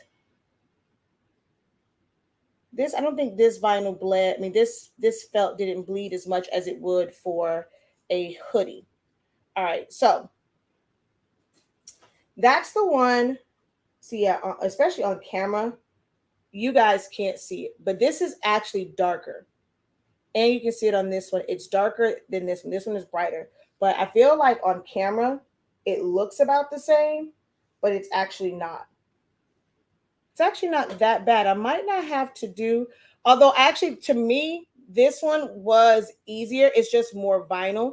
Like I didn't have to worry about like how I lined it up. The white piece just kind of fell into place compared to this one where I had to come back in and put the white. It's not that much of a difference. The orange is definitely darker here than it is here. But I know for sure they're not going to probably care that much as it shows on here because it's not major. But you guys, this is too bright. So let me.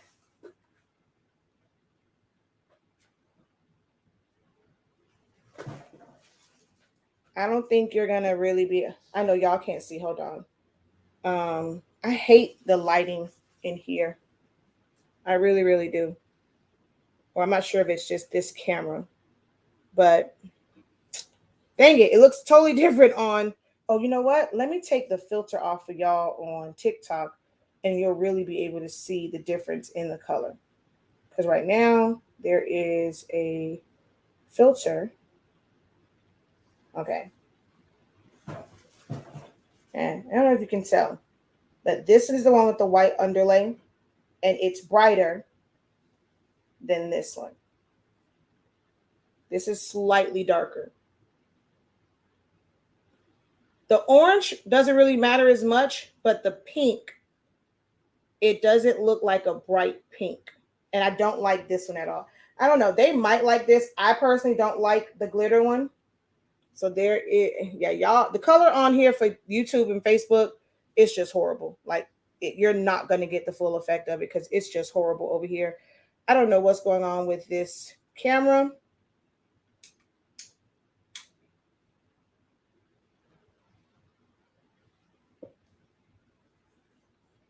Because if I put it back, you're definitely not going to see it. If I come up too close, it's washed out.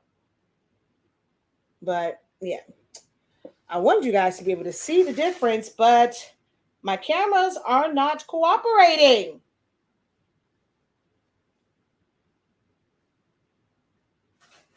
That's the glitter.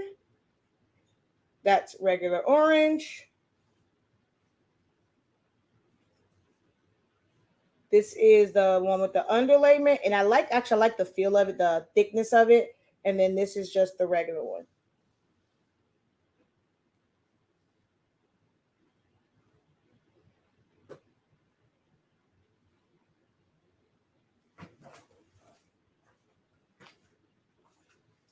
So,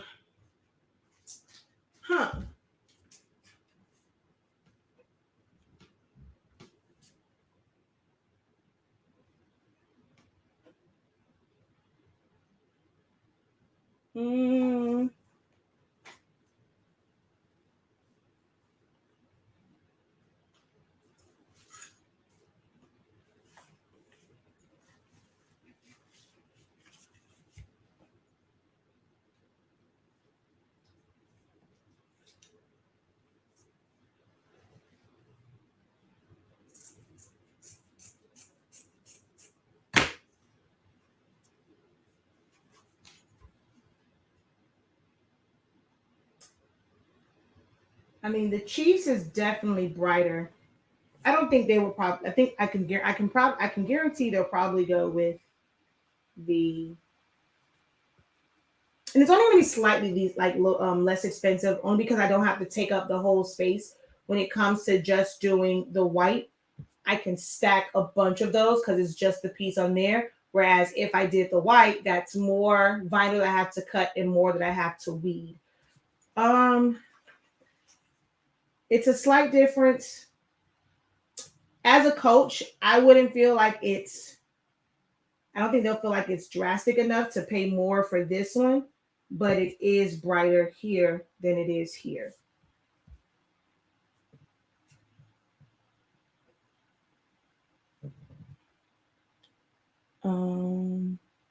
So for the one I'm doing, yes, they're getting MCC on the pants.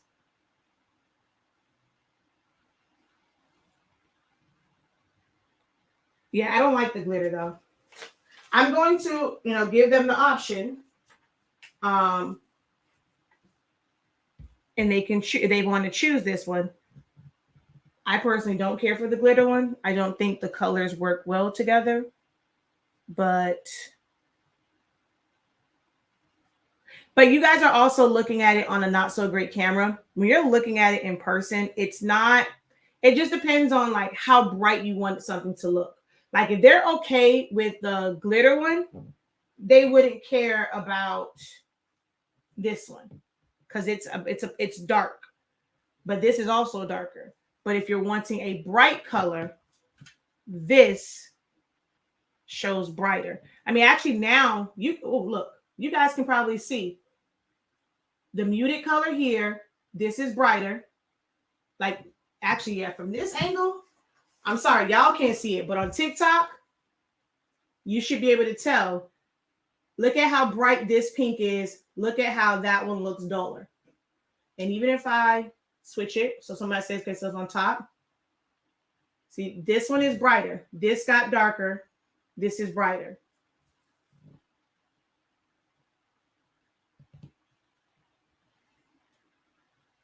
And what I'll probably do is I'll take a screenshot of that one and post it on my Facebook.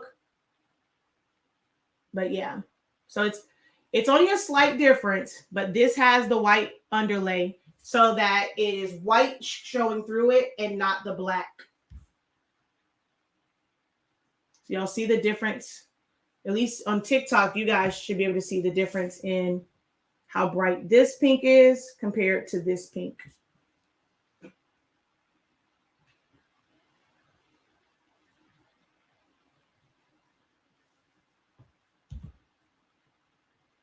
It's darker here than here. I'm not sure if you guys can tell. I don't know. The lighting over here is not so great. And I don't think I can adjust it either. I don't think StreamYard has a setting for adjusting your...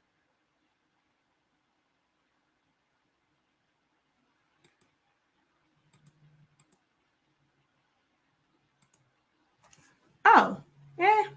It adjusted it a little bit, but not much. Not enough for you to see the difference. Because to me, on my monitor, it all looks washed out. Like none of the colors are showing like they are on TikTok. If you want to see it and you follow me on TikTok, you can go over there and look at the difference.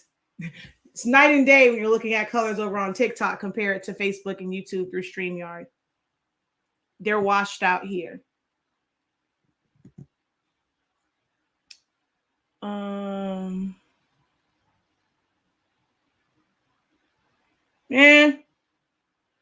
The pink is not like the pink that they have. It's either like a really bubblegum type pink or it's a,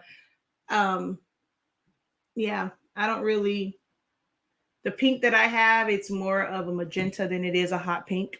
So, but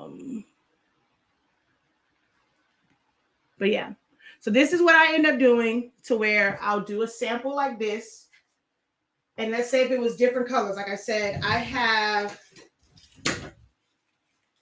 so I'll show you I mean, I guess, oh wait, this brand has the fuchsia pink, but to me it's more of a purple. So you have this one and you have, so there's cherry, there's fuchsia, there's pink.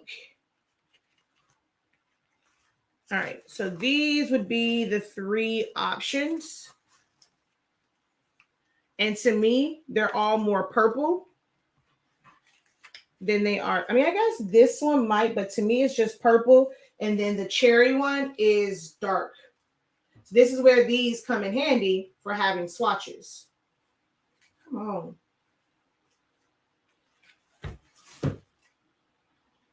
See, that camera makes these look brighter than they are in person. Oh, I don't know why I keep over here for y'all coming to the computer when your camera is here. But those would be the 3 options for pink. Now, if they want, I'm not gonna make another one, but when they come, if they see it and say, well, they want those 2 together, like they want to see it in the pink glitter, I show them this first, and then I could do it. But yeah, see over here, they all look pink, but they're not. It is definitely more purple than it is pink. The cherry almost looks like this one on camera, but it's not. This has more red, this is purple, and then this one is just too light. Yeah, I don't like the color, the pinks of the options for pink for glitter. And I definitely don't like this one. This is the other one, the neon pink. I don't know. It's going to be washed out for y'all. You're not going to be able to see it on Facebook and YouTube. Yeah, that's way. But see, for y'all, you would think that it matches. This doesn't, though. It's way off. So yeah, I low-key like the. I don't know why I'm doing that. I low-key like the glitter, but I see what you mean. Yeah. Oh, you came over here to see the color because you were just over there. So if you didn't see it, that's them over here compared to you watching it on YouTube or looking at it from YouTube. Night and day when it comes to color. Yeah, the neon pink is bright, and it's not gonna. I don't think. Hold on. I don't know where my other one is.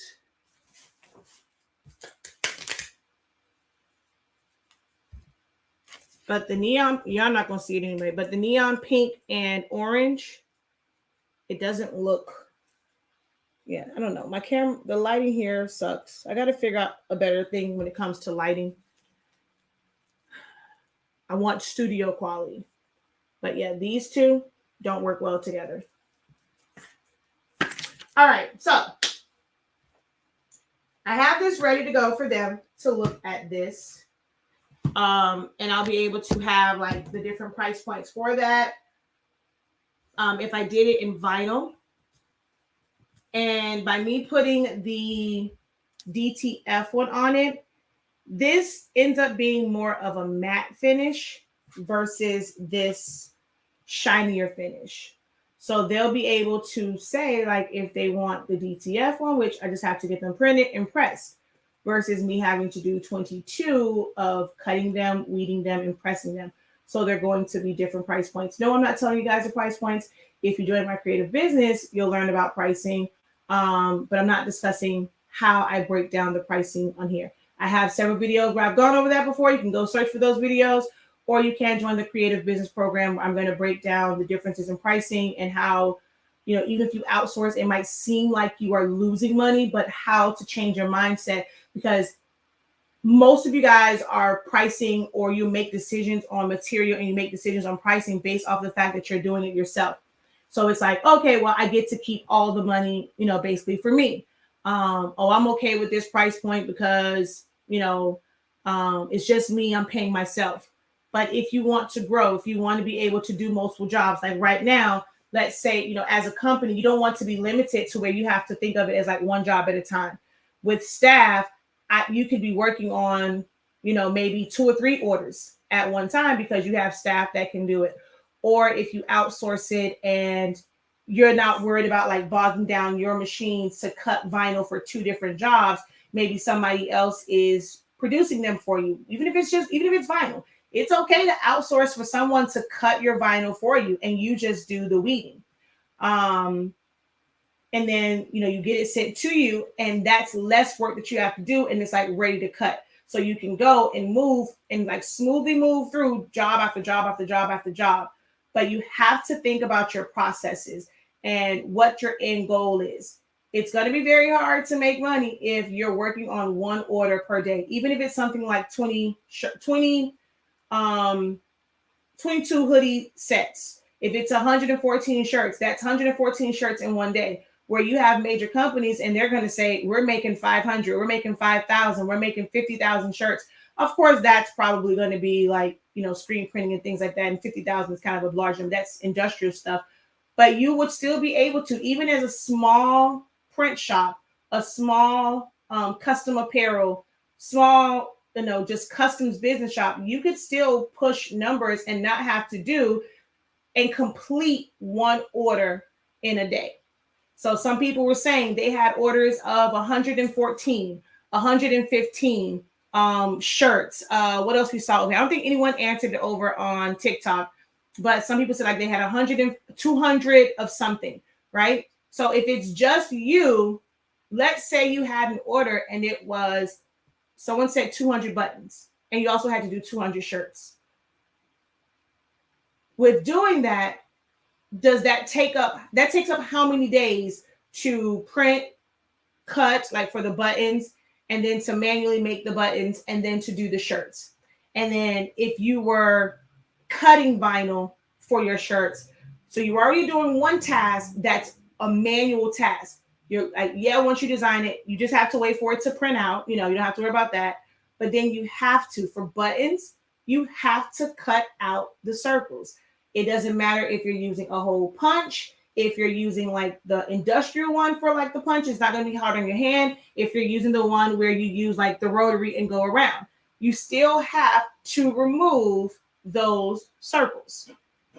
So if you have to remove those circles on there, and that's a manual job, and then you do the button machine, you have to, I'm not sure if you got, put a number 3 if you've never seen a button machine in action and like all the different steps to make buttons on that little machine. So put a 3 if you've never seen it done. But it's a lot of steps to it.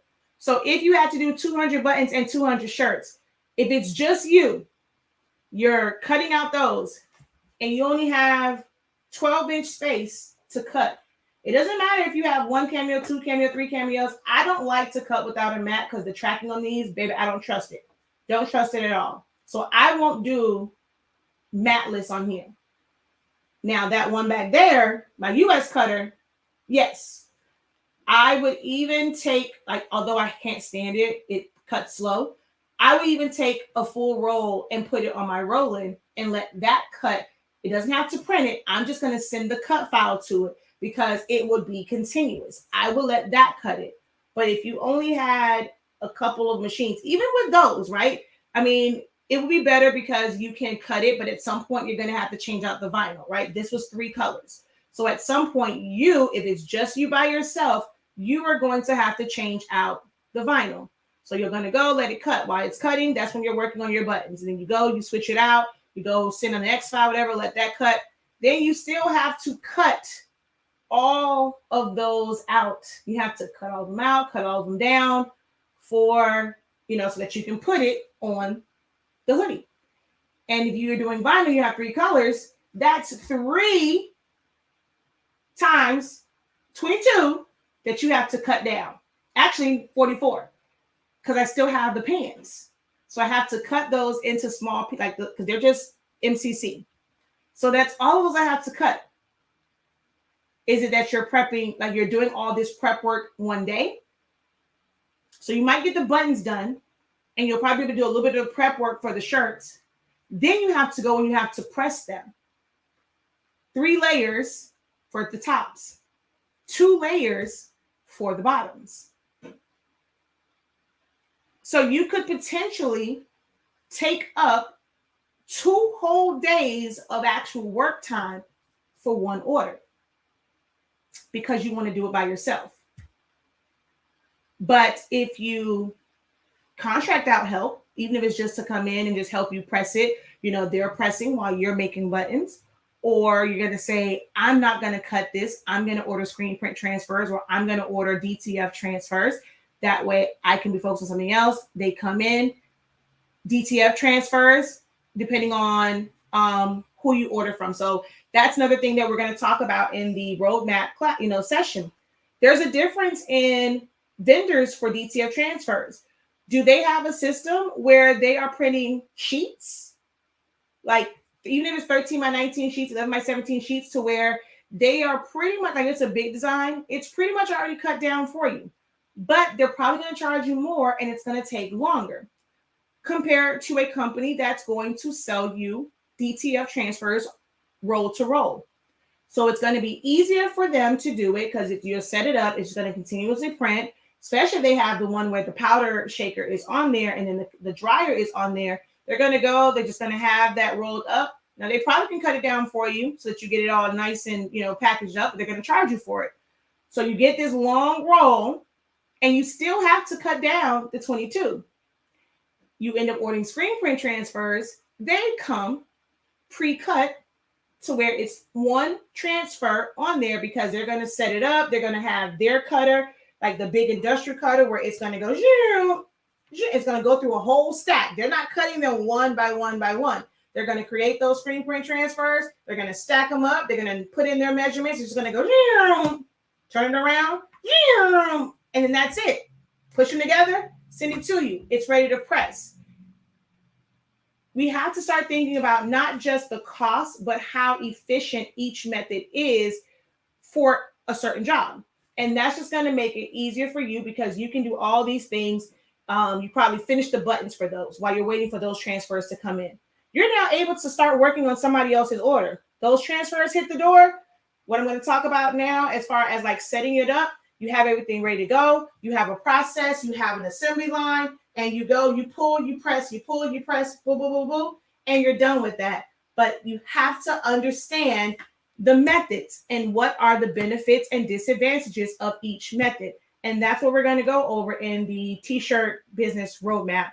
All the different methods, their advantages, disadvantages, the cost, if you're trying to do it in-house versus if you're doing transfers. And maybe you have to do transfers for 6 months, a year, 2 years, 3 years, until you're able to get yours. It's okay. Like, there is no rule that states that you have to have all this equipment in-house within 6 months. If it takes you 3 years to get and for sure you have a steady flow of new customers and orders, maybe in 3 years, that rolling, I had been ordering I had been ordering eco-solvent prints for 5 years. 4 years? 4 years? 5 years? 4 years. No, 5. Before I got my rolling. And I knew I wanted, people were ordering all of this stuff from me, whatever. And I knew I wanted to do bigger print and cuts without having to piece them together and without having to send them off.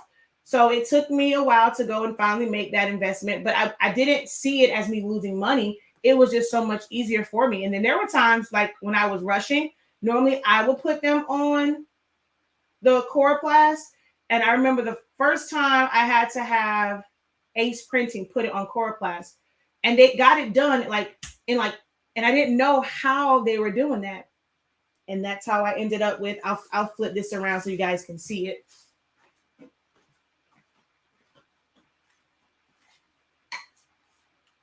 This thing right here. Wait, can y'all see it on TikTok? This is how sign shops do. Like, they apply it to foam board or Coroplast. It's things like this where it's going to, like, they have this one and they have one that's like a tabletop one. But this is what you use to be able to apply it without, if you've ever done vinyl, you have to have your squeegee, you get bubbles and all of that. So if that's what you're doing and you have all these yard signs to do, it's going to be a lot. If you only have the small squeegee, if you're not trying to invest in because there's long squeegees, yes, they cost money, but when you're trying to buy the $2 squeegee, it's going to take you a lot longer to put them onto coroplast. Where when you have sign shops, they're more efficient and they can get it done faster. And you're wondering, well, dang, I have to do all this work. That's why mine are like 40. How are they selling it for $25? Because we ain't doing no work. I mean, not say not doing any work, but I'm not doing a lot of manual work. I can either use the foot pedal or I don't even know what y'all see on TikTok, on Facebook and YouTube. Let me see. Do y'all even see that? Okay, yeah, you do. There's a foot pedal on it, or I can put it on run. Put it in there. It's going to put the print, like it's going to put the adhesive right on it. And all I do is just trim it away if it is a yard sign or if I'm doing like a big print and cut. So we're going to have the foam board, the 3D foam board class. The first session just for learning how to cut your foam board is on February 11th. Be on if you're not on the list to get class updates, sign up for that because that email is going to go out because I have to put that on the website. But that's on February 11th, and we're going to go through all of the techniques and things like that for cutting foam board. If you're in the South Florida area, the 18th it will be in-house. So we're going to do like practice ones with just regular vinyl for you to see the difference in using this and also doing it manually. And then you guys will also get prints from here to put on it. So in-house, it's going to be a longer day. We're going to go through cutting it. Like, you'll get the pre-part, so you're not completely lost. And then we're going to do some yard signs with just vinyl. And then we're doing this and we're going to cut it from foam board. And then the 25th is the online version because that gives you guys time if you want to order prints from us so that you can practice, or if you want to get all of your supplies. The 25th is the online one. And I'm just going to walk you through it. But the 18th is in-house. So that should be on the website. So if you're looking to learn how to do the foam board, it's not necessarily designing. The last time I did it, I don't know how this looks. Hold on. I did a lot of designing and teaching how to set up the templates. But for this one, so that it's not so long. Last time we spent 8 hours, 10 hours between designing templates, cutting everything out individually. It was a lot. So I'm not doing that this time, but we're going to focus on just the foam board cutting part. I am in Miami, Florida, in Miami Gardens. Miami Gardens is where I am located. All right, let's see. Yes, definitely put the thumbs up. So some of you, oh, wow, quite a few of you've never seen the button thing. You never seen the button maker? Yep, it is a lot. It's a lot. Definitely need a method for larger orders or you'll be all over the place. Good luck finding foam board, having trouble finding where I live. Well, I actually I don't buy mine. Well, you can get it from Walmart, the Elmer's one, but for my class, I order them online. So I'm buying them in bulk. I don't know, y'all have an issue over in California, but I just actually have quite a bit of it, and I get mine from Walmart. And when I went to Hobby Lobby, they had a bunch of them, but I buy mine online in bulk.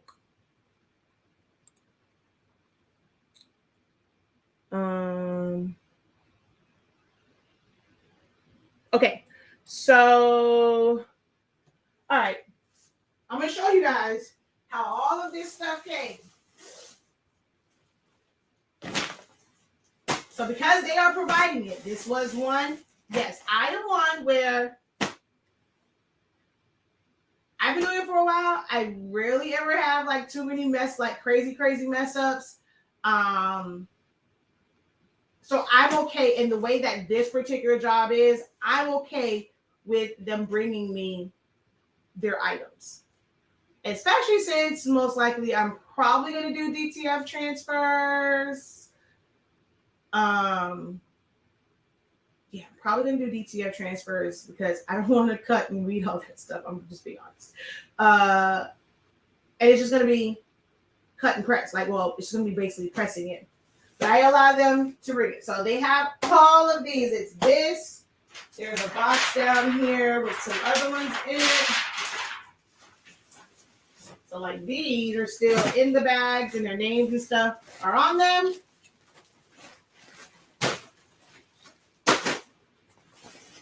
So I'm going to ask you a question, and I want you guys to be think about what you naturally would do.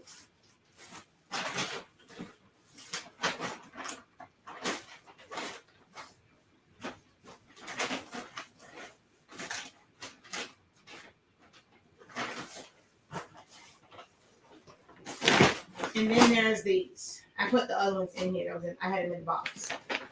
So then there's this. Is that all of them? Yeah. And I haven't even gone through it because I'm not sure. I think she said everyone didn't have theirs. But so this is how I got them, right? So some are loose, some are not.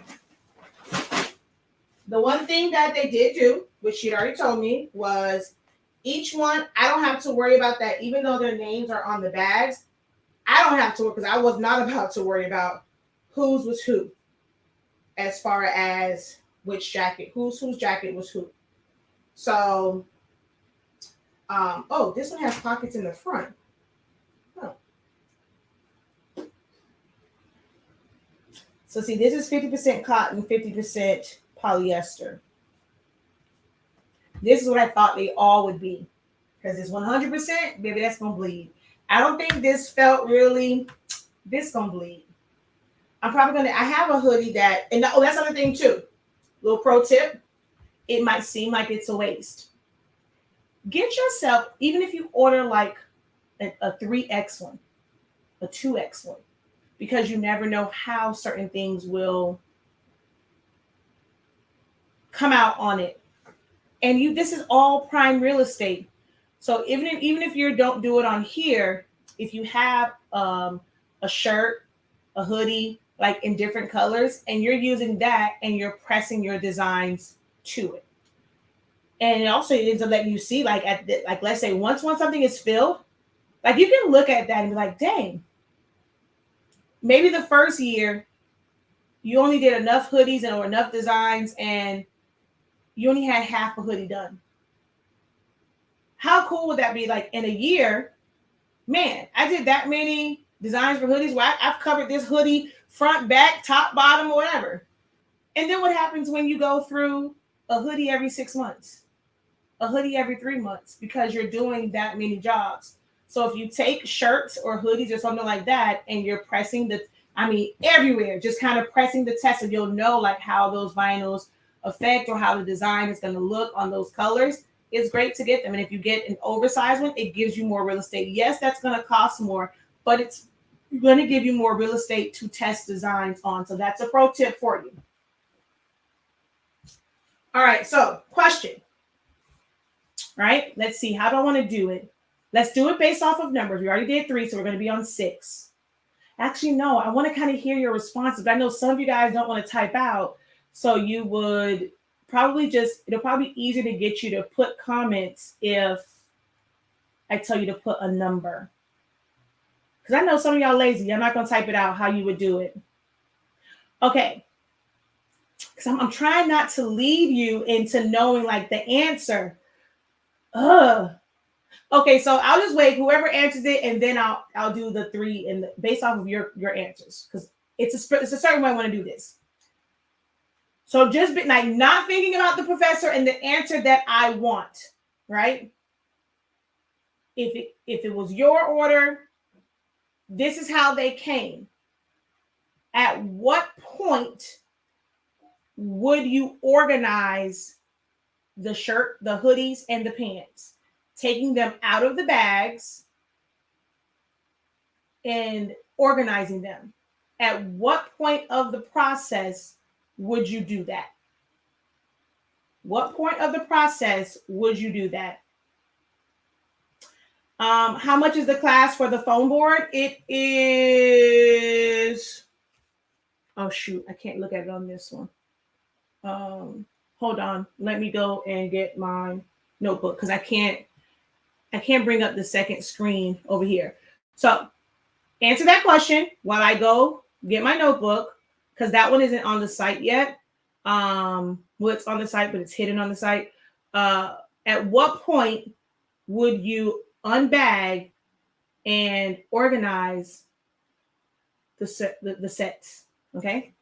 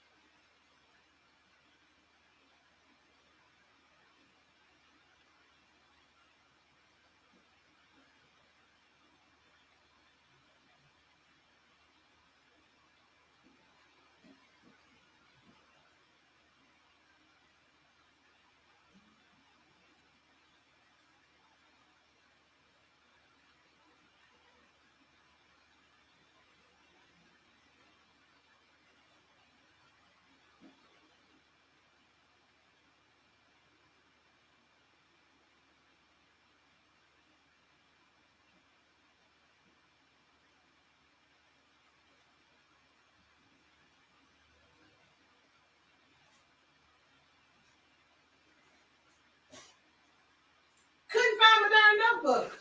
Once again, it was underneath my desk. When I come in, I put it underneath the desk. And I forgot I put it there. Oh, this has gone dead, so I can't see comments over there. Shoot. What? Oh, shoot. I can't see what you wrote over here. I got to come over here because my tablet went dead.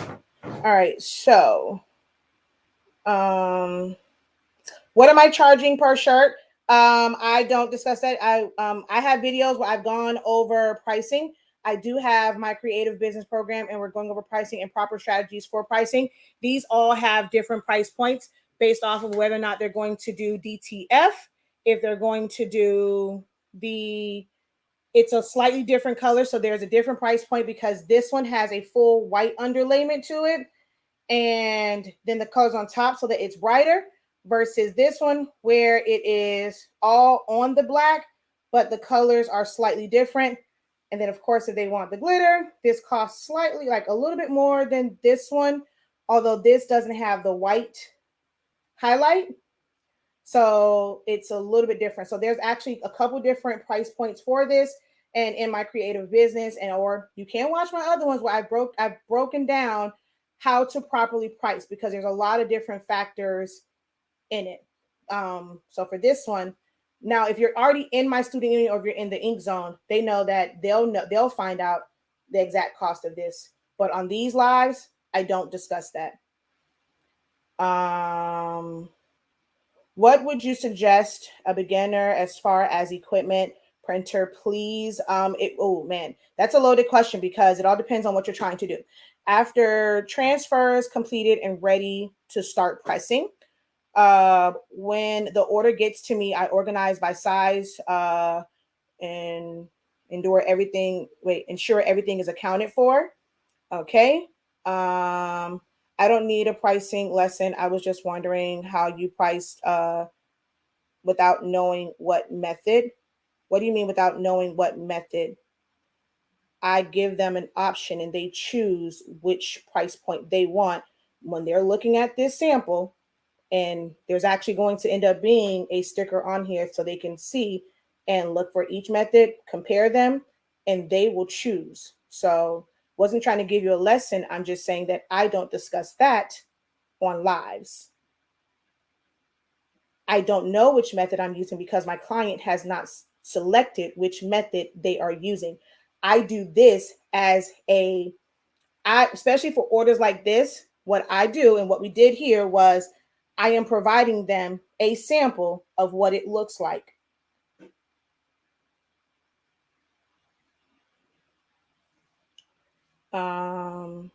Okay.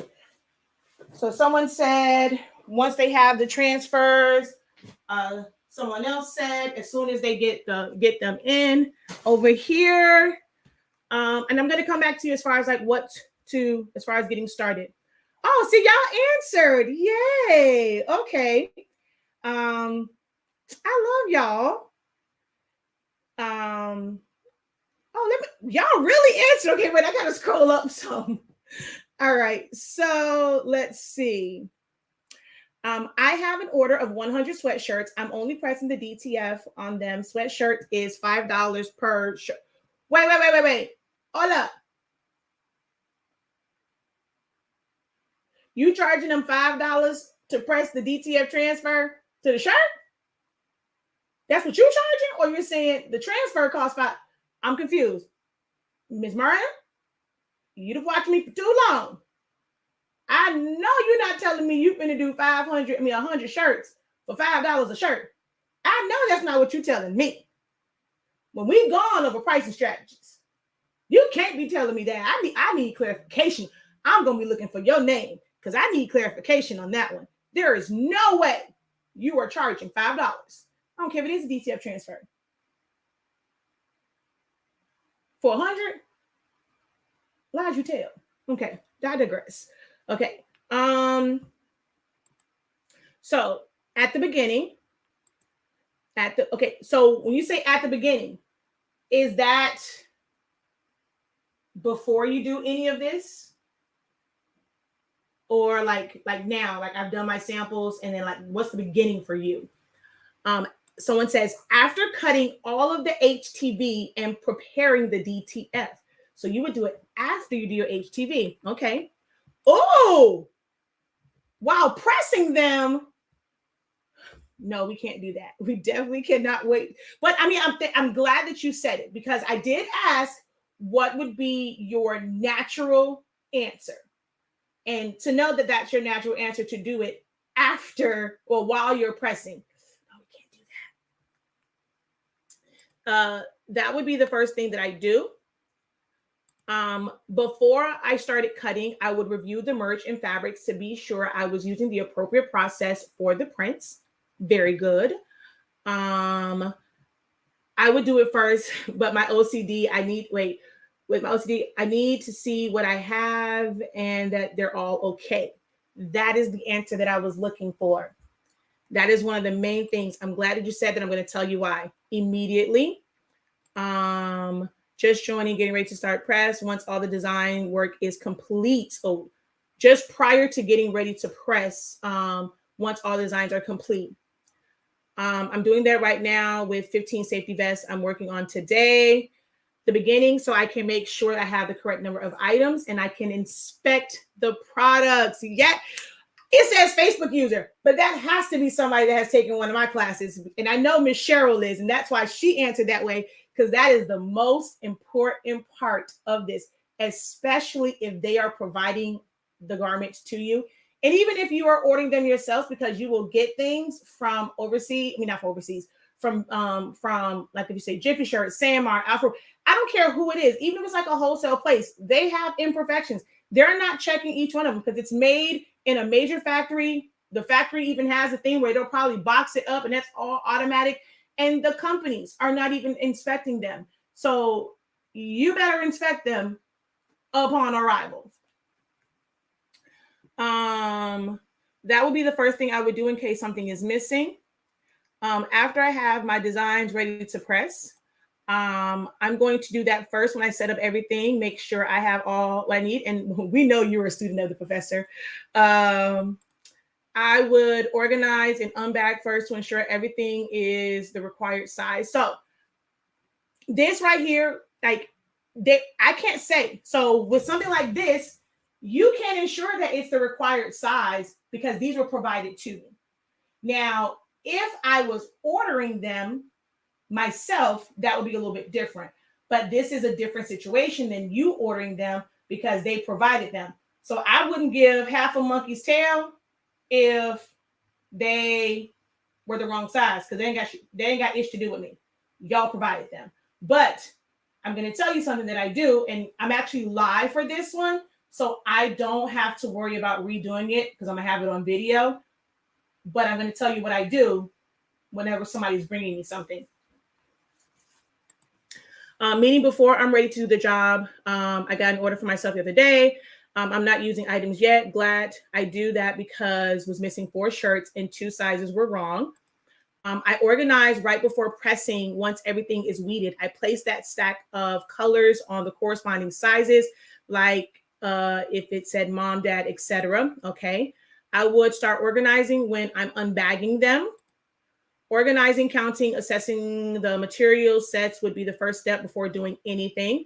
I'd first take measurements for sizes. I do my cutting and weeding, then separate the hoodies and pants.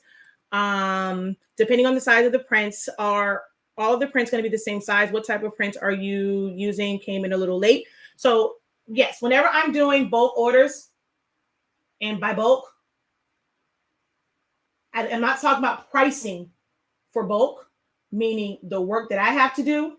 If it's more than 5, they all get in the same size. I'm not about to do all these different sizes for more than that, like, because then it becomes a lot more confusing. You have to make sure, like, okay, making this stack and doing this and second guessing yourself. I did a video. Actually, did I post it? I don't think I posted it. I'll post it soon. I was in Walmart. If you ever go into a department store, you go into Walmart, you go into Target, look at their graphic tees. It doesn't matter if it's an extra small or if it's an extra large, a 2X or 3X. That print on there is the exact same size.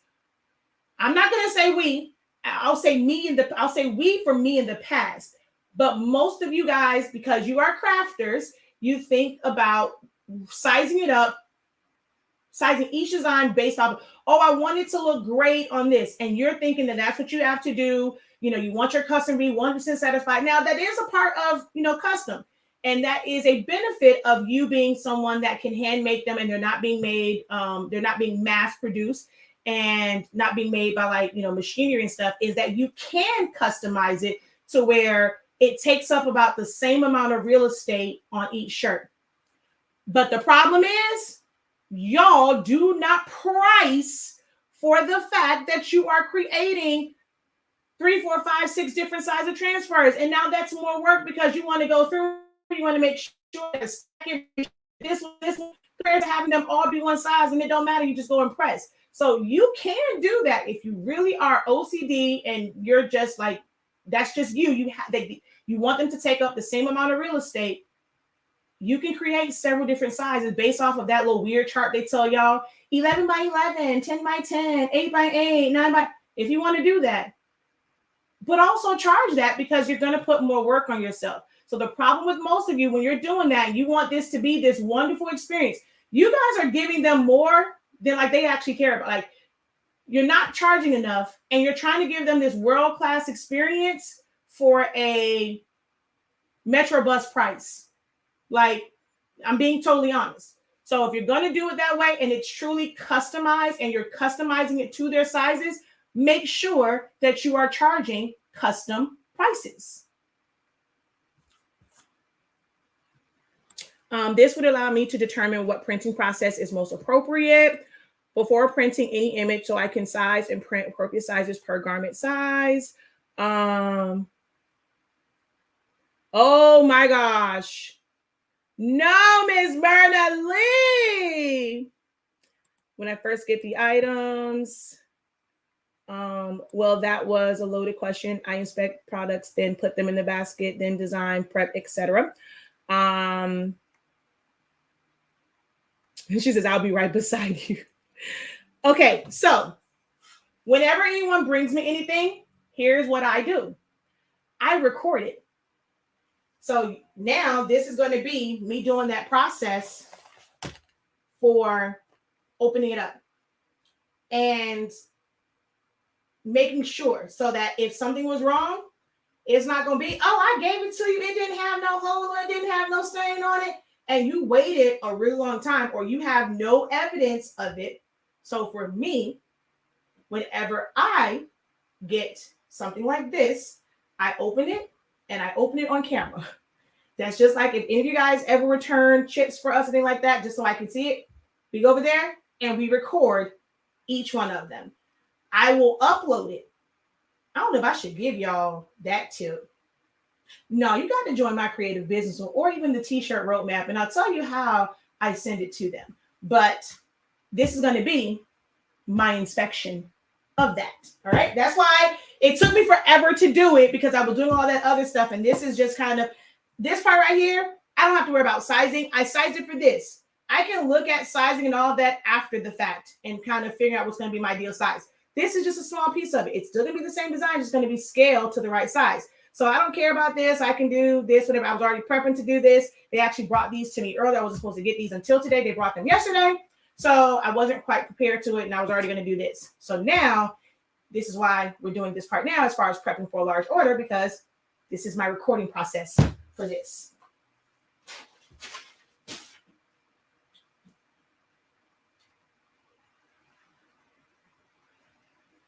I wish my mom was here and she could be answering questions or reading off the questions to me, because I don't need this, because I won't be able to.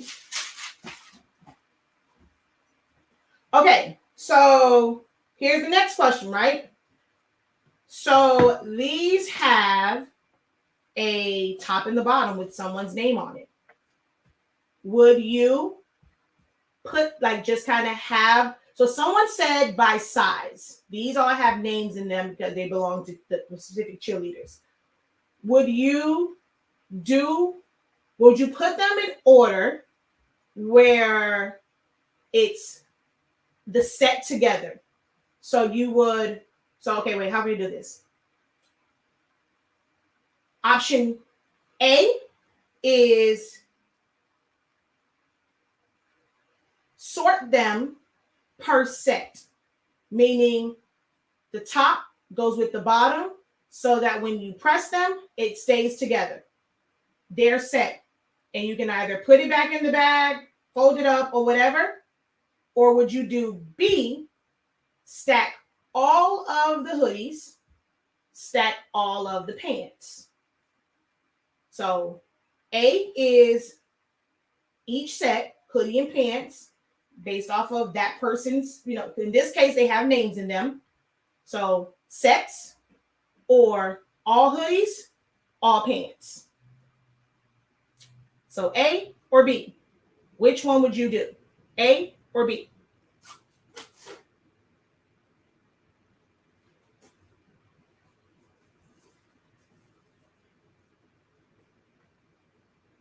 I can already tell who this belongs to because it's the builder.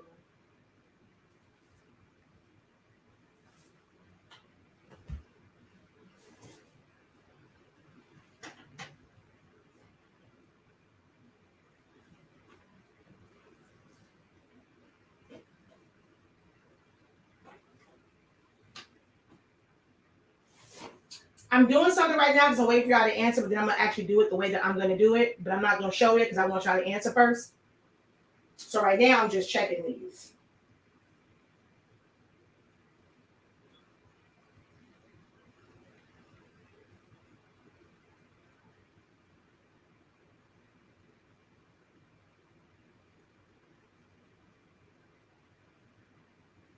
All right, so let me see your answers so I can actually do this because it's driving me nuts to not do it how I normally do it. All right, let me see. Let me see your answers. Hold on. Ugh. Okay, wait. All right, so that happened to me holding the seam. I would check them right away. Help them, girl. I know, right? I need a price lesson. Join my creative business program. It's on the website. It's 500. It's a 3-month program, but it's not just like anyone that's taken, like last year I did it for a year, but it was kind of overwhelming. So we're doing it every 3 months. But if you sign up before the 30th, you'll get, because I screwed up on my website, so you'll get access for 6 months if you sign up before I fix the wording on there. But it really is only a 3-month because it's the pilot program. So it's 500, but it's a 3-month program. And when I tell you almost everything you can think of, from pricing, marketing, branding, mindset, website, shipping without a website. It doesn't matter if you do t-shirts, tumblers, party favors. Like there are certain ways to package for certain party favors and make sure it gets there. If you're ever worried about how your mugs, like it's some of everything to start you off in business is going to be in that creative business program. And it's meant to make you money. So it is an investment of 500, but the lesson that you get and how I teach, you're going to, on the administrative and logistics side of your business, you're going to be set up.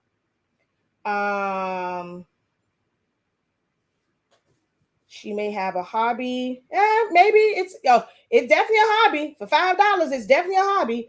Would check them right away to make sure they aren't damaged. And then I would pack back up. Nope, we're not packing it back up. You're gonna make more work for yourself. Tap the screen. Those experience costs charge appropriately. Exactly. Way too much hassle for separate pricing and sizing plus the time. No thanks. Exactly, girl. Before I get to this point, I have to wait. I have a paid invoice and ready to work. What you mean?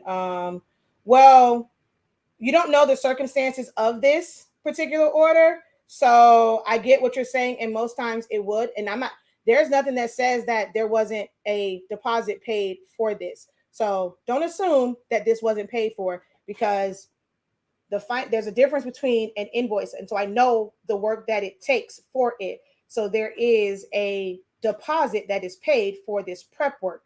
So everyone has their own way of doing things, but there's also a special circumstance with this. So do not assume that I don't know how to do business. So B, B, B, A, B, B. Okay.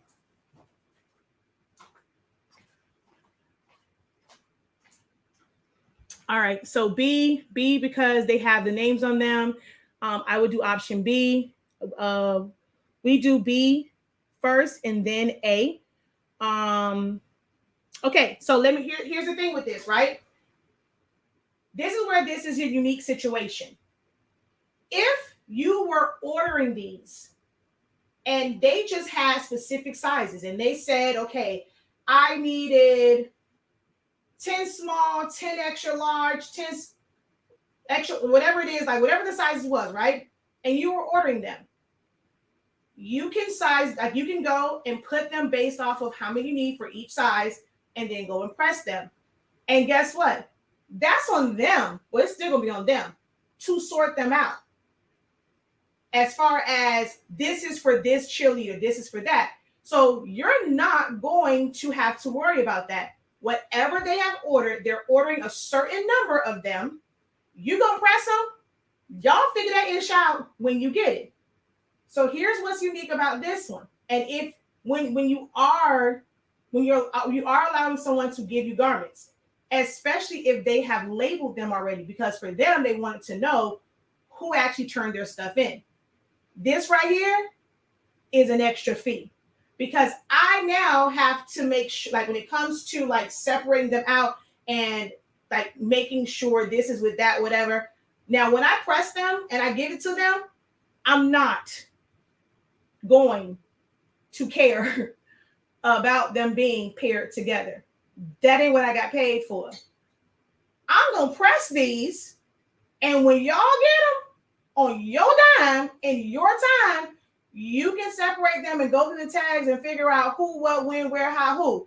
So for me, I I don't give a darn about them being in sets. I'm going to check them, and I know that I should have a certain number of tops, and it should match the bottoms. All I'm gonna do is count them. For me, in the process of doing it, when it comes to the transfers, I'm gonna have all, because they're all gonna be the same.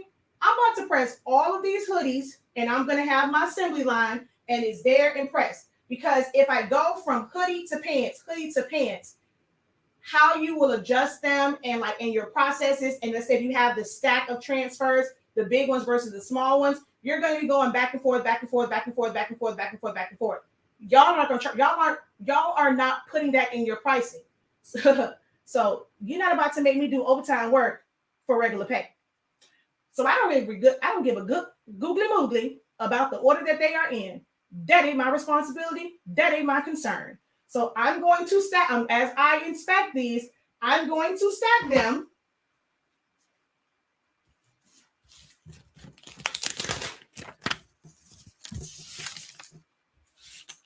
All these pants finna go over here. All the hoodies gonna be stacked. I don't care. That's for you to go through. Now, who thought that was gonna be my answer? Because for me, it wasn't either A or B. Well, it was still stacking them, but I'm not stacking them. I don't care. Like, as I pull them out the bag, I'm not even looking at the names. I don't care. Only time I will look at the names is if I was putting names on them. And if I am putting names on there, the cost of it is not just based off of the cost of the material, or it's like I now have to think about it. I have to make sure, I have to go, and as I'm doing, I have to check it off. I have to check tags, make sure that if it wasn't like this, or the names are already on it, even if it was just regular sizes, I have to go and make sure that that name is going on the right size hoodie. That's where you guys are the issues you guys have in pricing, because you're not thinking about those. All you guys think about is, oh, this is how much the shirt costs, the hoodie costs, this is how much the vinyl, this is how much the DTF. Oh, it's only going to take me 7 seconds. But all this other prep work that you have to do, y'all got to get paid for this time. They think that it's just, okay, you get it, you press. But all of this prep work has nothing to do with the price of material, which is why I hate when people tell crafters, just do your materials time 3 for wholesale, materials time 5 for retail. That don't account for your time.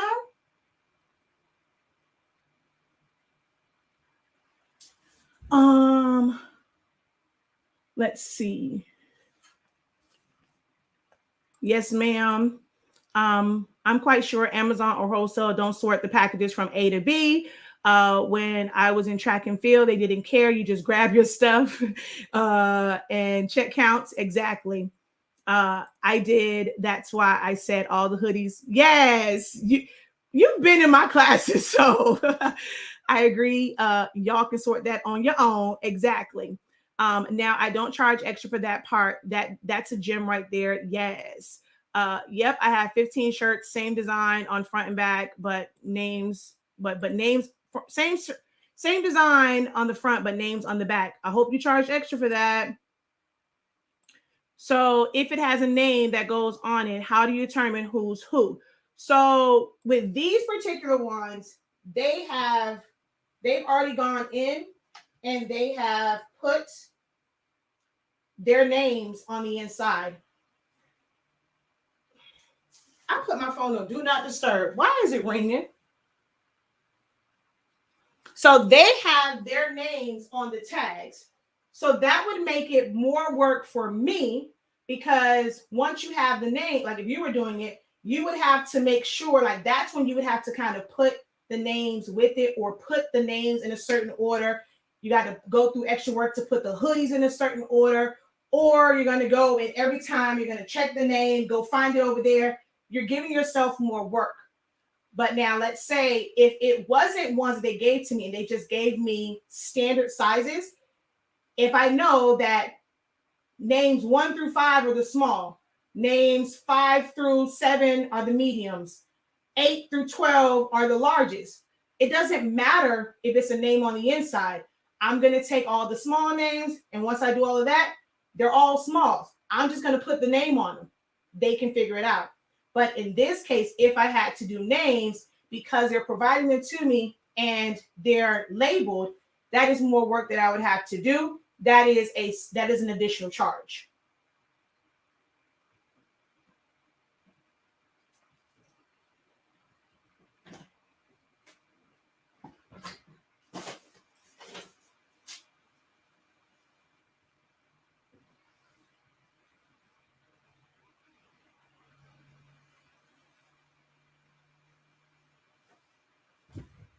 But no matter if somebody brings it to me or if I am getting it from, like I'm ordering it from a supplier, this part is standard. So checking that's a part, like it's not quite like overhead, but it's those unpaid tasks. So overall, like in general, because let's say we get a bunch of shirts in and stuff, sometimes like not, now when we go and we have to get a big one and it's like a whole bunch of like cases and stuff, my prices are kind of already reflect if there is an imperfection and ones that are pretty much waste. My prices reflect that and how I teach my students to price. I teach them to account for waste. Now, we also do like distribution. We buy stuff by the cases and stuff like that. Like, or if I do ones where, let's say it's like purple, I actually have some in there. And I had to order for that particular order. I know that I am only ordering 1 or 2 extras, maybe 3 extras of each size. So I already know that I'm going to take the time to go through those. If it was an order of like hundreds of shirts, I'm ordering by the case. I already know that in those cases, there's probably going to be some that's not going to, might not be right. So I've already figured that part in. But this is admin, which is why my creative business program is not just about, oh, well, how do you price? How do you package this? Mark, like it's the admin. This is the admin is the how you order, and then logistics. So there's operational. Oh, there's a quick cat scared the crap out of me. There's operational, there's admin, there's logistics. All these are parts of your business. And especially when you're doing all of it, you have to start to think about pricing for help. Now, I would normally have help. Today is my husband's birthday. So, and this is kind of a personal order, but not quite a personal order. And my mother was here and she left and abandoned me. But this is like also for me, I knew for this, I was going to be teaching. So it's not that bad for me to do this by myself because my husband wouldn't be on camera anyway. And this is teaching. And, hopefully you guys end up signing up for my creative business program. So it's worth it for me to do this by myself. So right here. Oh, no, that's somebody's hair. I was going to say it was a string coming out, but that was actually somebody's hair. Oh, this looked like it was washed. It got lint all on the inside. So I'm just making sure that, especially like in major areas, I'm checking, like I'm doing a quick inspection underneath the arms because that's normally where you can see holes at. I check it on the crotch. I'm checking the seams. So anywhere where there's a seam, I'm doing a quick inspection to make sure. And of course, this is black. So there's not going to be like any visible stains probably on it. So I'm just making sure. I don't care if it was the right or wrong size because that's not my concern. Y'all gave these to me. So y'all should make sure they were the right size and that they fit. If they put it on and it don't fit, again, that's not my business. Not my problem. I didn't order that. They did.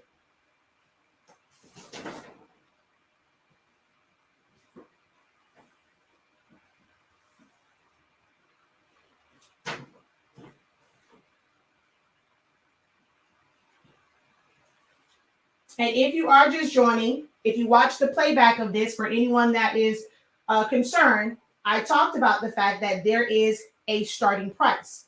So when I go and I price and I'm putting stuff out there and y'all are afraid to put your prices out there, my clients need to know if they can even afford me. So I have starting prices. So when they inquired about it, okay, well, it's going to start at this amount. Now that can change depending on the upgrade or the one that you choose. But at a minimum, based off of the least expensive method, this is what it is. And that is what you can have them pay on or pay a deposit on. If it doesn't go over that, hey, it's paid for. If not, they choose something else, like as far as the print, because this part is just, that all this other stuff has to happen no matter what. So that is how I can do this. And I never said I ain't got no money yet. They just don't know the final price for which one they're choosing. But I have a start at price.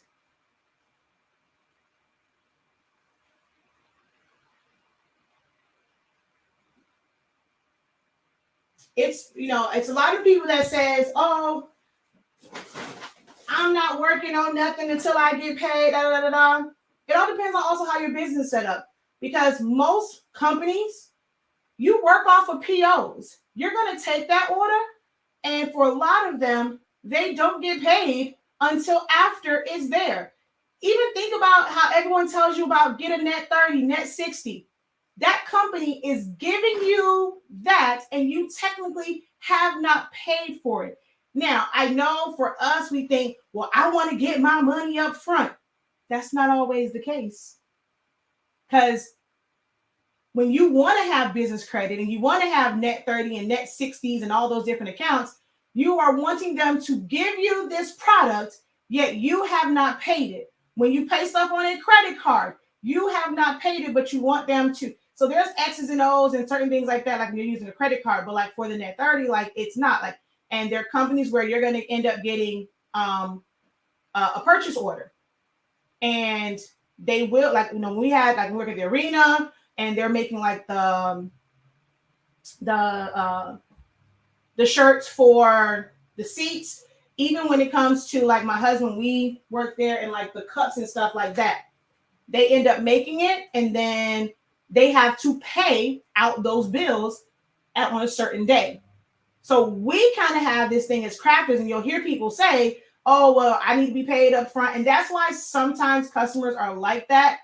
It is very risky if you don't have your business set up and you need that money. Yes, I would not suggest like doing that, but it's all about how your business is set up and how you conduct business.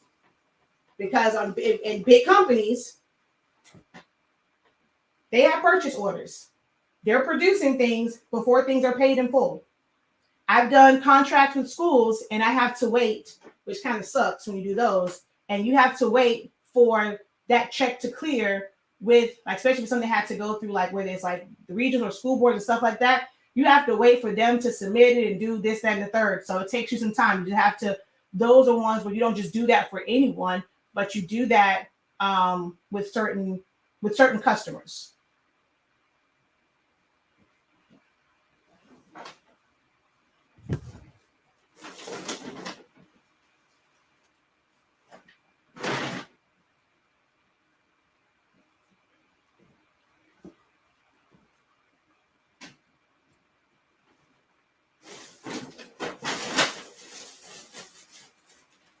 And if you're wondering where they got these from, most of these are from Shein. Oh, and then somebody else said package them up. I'm not doing that either.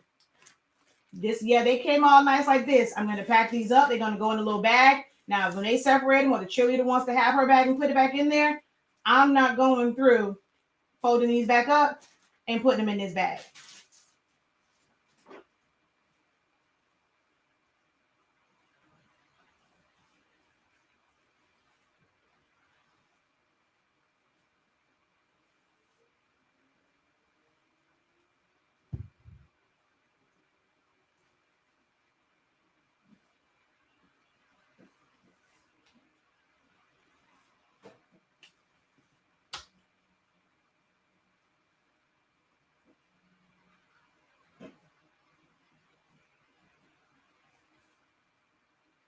I don't think I checked the neck on this one.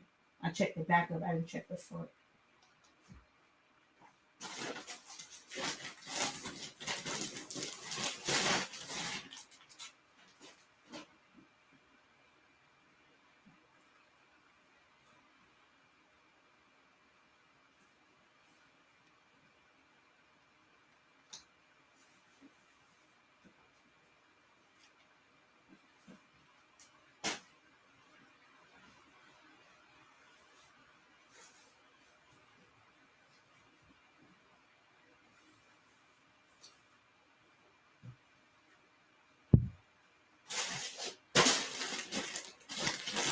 All right. Great information. Shirts cost $4. I charge $24 each shirt. Girl, who taught you that? Oh wait. Well, you're not the one that said that they provided the shirts. Front sub design, back name. Oh, happy birthday to Even. I will tell Mr. 365 that y'all said happy birthday. I've got to go. Thank you for the great information today. You're very welcome. So is the quality of those pretty good? I have no idea. I don't care. That's what they chose. I don't shop from Shein. Shein don't make nothing this thick girl can fit. So, well, I don't know. I'm not gonna say that. Almost everybody I've seen has been kind of skinty girl stuff. I ain't seen no thickum stuff, and I'm a thickum girl, so I don't know. This is what they chose. So it ain't none of my business. They feel pretty good though. Some of them, okay, so here, I'm not sure if some of them wore these. So actually, this is the first one that I've seen like this, because the rest of them are not. So I'm going to annotate this one. This was washed. I smell the detergent on it. I was like, wait a minute, the rest of these don't look like that. They wore this. Oof. So this I'm actually going to put to the side because I don't know what they washed it in. So if they wash this in something that's going to prevent the vinyl from sticking, I'm going to annotate that this one, which I'm not going to say the name on here, but just for the recording, because I'm going to send them this recording, the fact that as soon as I looked at this, I'm expecting them like the rest of them are smooth. I knew this was washed because it's starting to lint already. So the back side of this, it looks like it's been worn and it's lint. And then I'm smelling it and I can smell the detergent. So I'm actually going to put this one over here because if by some chance the print does not stick, it ain't my fault, because I'm going to let them know what the risks are in the fact that that one was washed. And if it was the fabric softener that they use or something they put in the dryer or whatever, that it does not stick. So I'm going to put that one off to the side. It's technically on here. And I'm going to annotate that this one was one that was washed, and, you know, what can happen when it comes to pressing it to it.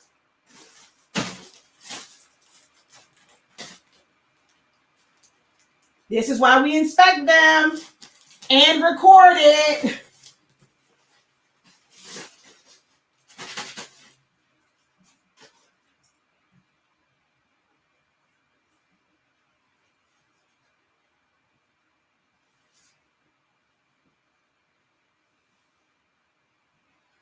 Now, you will get to a point to where these type orders you won't be able to do because you're going to be so busy to take the time to do certain things like this. Like for each individual order like this, you may not be able to do. Like it's going to be better for you to order things by the cases, and you've already kind of figured in for what might be waste, and if something has a hole or something like that in it, you're going to get to a point to where these aren't going to be feasible for you to do unless it's a special situation, which this one kind of is.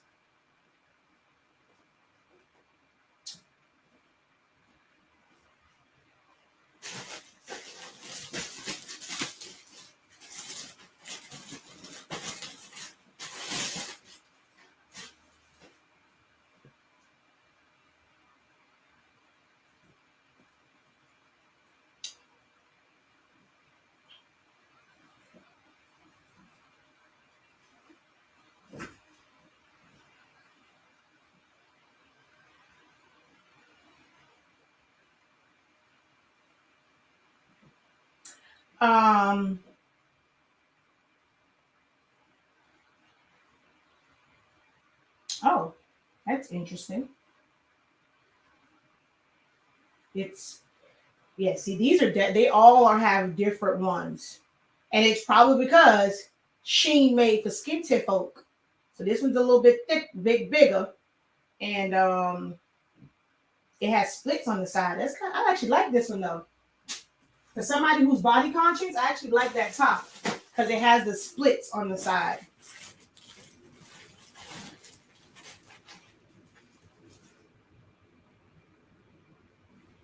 Wait, but that was in one of these Sheen bags. Is this Sheen? It's just a different style? No, that says athletic, but that was inside of a Sheen bag. Huh.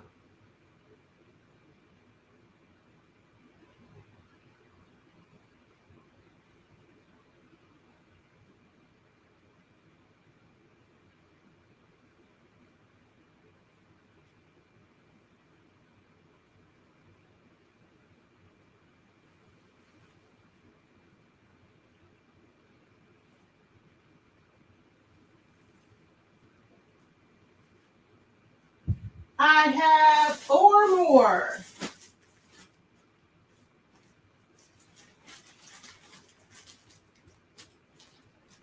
Now, how in the world did they close this? There's no zipper on it.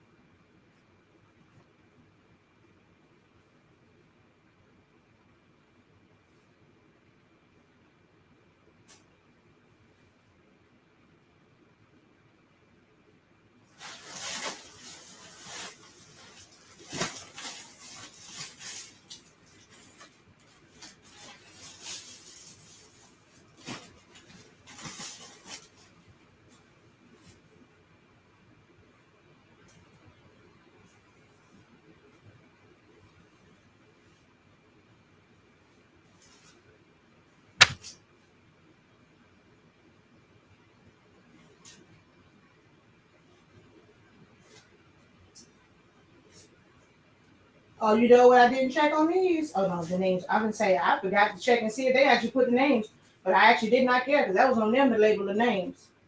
If not, they're gonna have to figure out who wear what size. Ain't got nothing to do with me.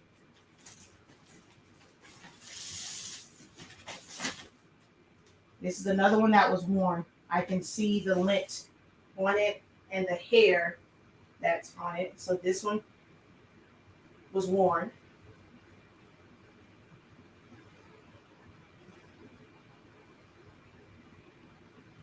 You can smell the detergent on it.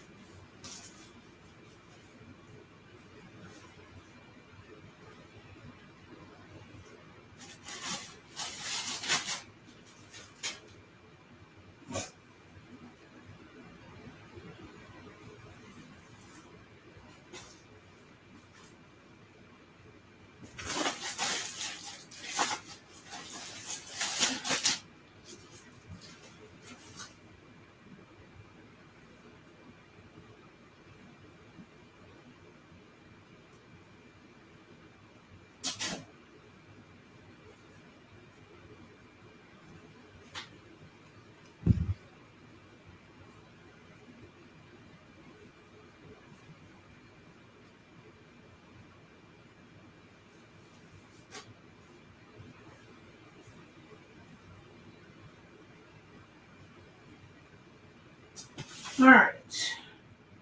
I wasn't keeping track. 1, 2, 3, 4, 5, 6, 7, 8, 9, 10, 11,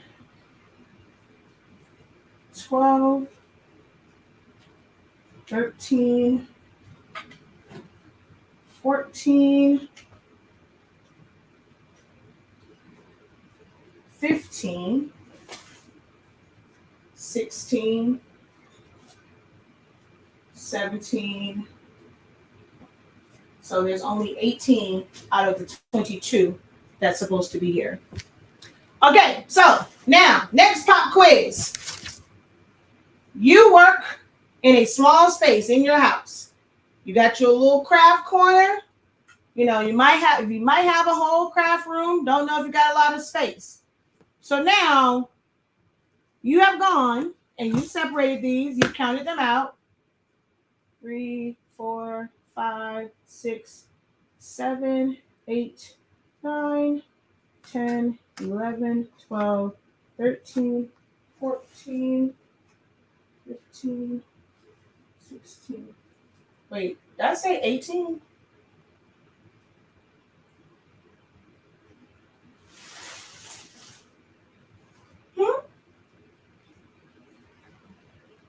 Hold up. Wait, 1, 2 means that's 1, 2, 3. This is 3. 4, 5, 6, 7, 8, 9, 10, 11, 12, 13, 14, 15, 16, 17. Didn't I say 18 tops? 3, 4, 5, 6, 7, 8, 9, 10, 11, 12, 13, 14, 15, 16, 17, 18. There's 18 tops with only 17 pants.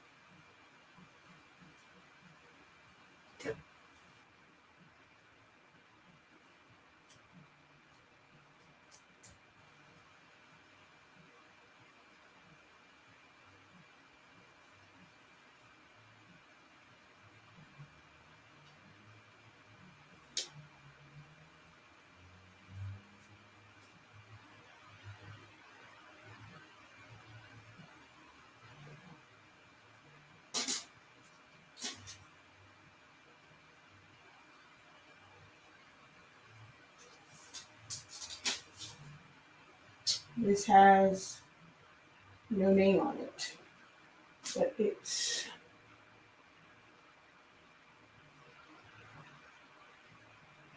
okay. So this is why I do it on camera. Everything was here. Everything was pulled out. I checked. There's nothing else here. There's nothing in the bag that they gave me. There's nothing in these. There's me checking where she dropped them off at. Nope, there's nothing in there. So it most likely, because the ones that I pulled out of the bag, they all had a matching set. So that means from whichever, because I didn't, they were all just put inside of here. So I was just pulling them, checking them. So that means whatever that was in here, somebody only had a jacket and not pants. So I will let her know that. Most likely she will come here and she will go through them and off of her list, but I'm not about to go through them. So I will let her know that there were 18 tops and only 17 pants. And so they have to then figure out, or maybe on their list, they already know who gave them tops and who didn't. Okay, so we've separated all this stuff, right? We're not ready to press. We don't have our transfers. We need our space. to work on other orders while we're waiting for our transfer. So we've done this part. We've gone, we verified, make sure there are no holes, we've documented, we've written down anything, but now these got to go somewhere because I need my table to do some other ish. What are you doing with it? When you're thinking, I want large orders, we have all these things that we have to account for. When we're not working on them, or if you have to wait for a transfer, or you even have to wait, like what if this is my work surface to work my Cameo? Where are you putting these at? What would you naturally think to do for things like this?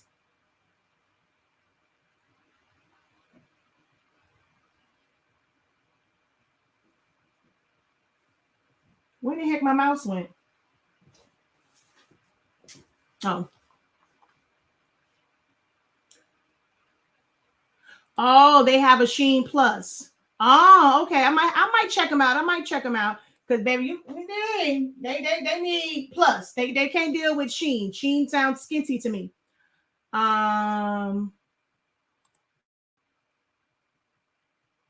they make clothes for the fluffy gal. Yeah, okay. Because the t-shirt class is just 1 day or 2 days. So it's the same information on both days. So it's not a continuation. It's just to give people an opportunity. There's one in, like if you want to attend live, there's one in February and there's one in March. But it's that one is not going over how to press it. It's breaking down all of the various methods.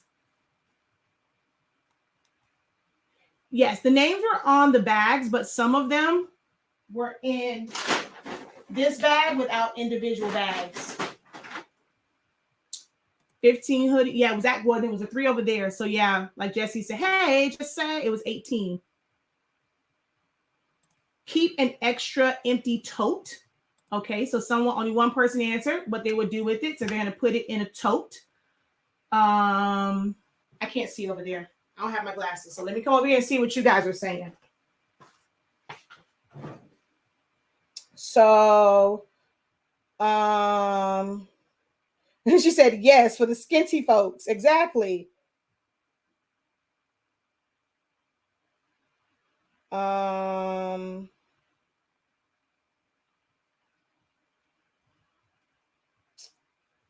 Me, I know you're not a part of a team. Wait, me, I know you're not a part of team too much. Exactly. Let's see. Do you make tags for the apparels? Do I make them? No, but can I press them in there? Yes. If I had to do tags, I would. I create them and I order screen print transfers for neck labels and things like that. Now, if it's like the hang tags, those I still don't produce them in-house, but I design them and I send them off to. We are a smaller print shop. I have a print shop that I work, actually 2 print shops I work with locally, just in case one can't fulfill my order. And I'll have them make bigger print tags, like hang tags, but I don't produce them in-house. When they wash stuff, they don't think that you will notice. Oh, baby, I check. See, that's just why.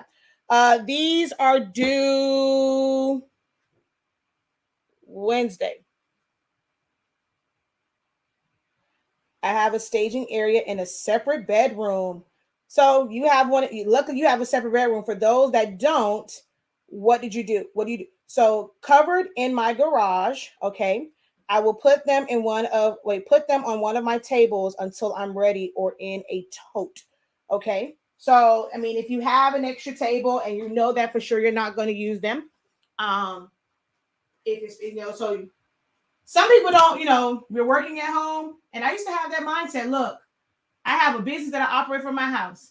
If you come to my house, you're liable to see, especially when I was doing events, you're going to see balloons, you're going to see tablecloths, you're going to see centerpieces on the floor. Don't come in my house judging me. I run my business out of my house. Now I got room, so if I'm working on multiple parties, I'm going to have stuff everywhere.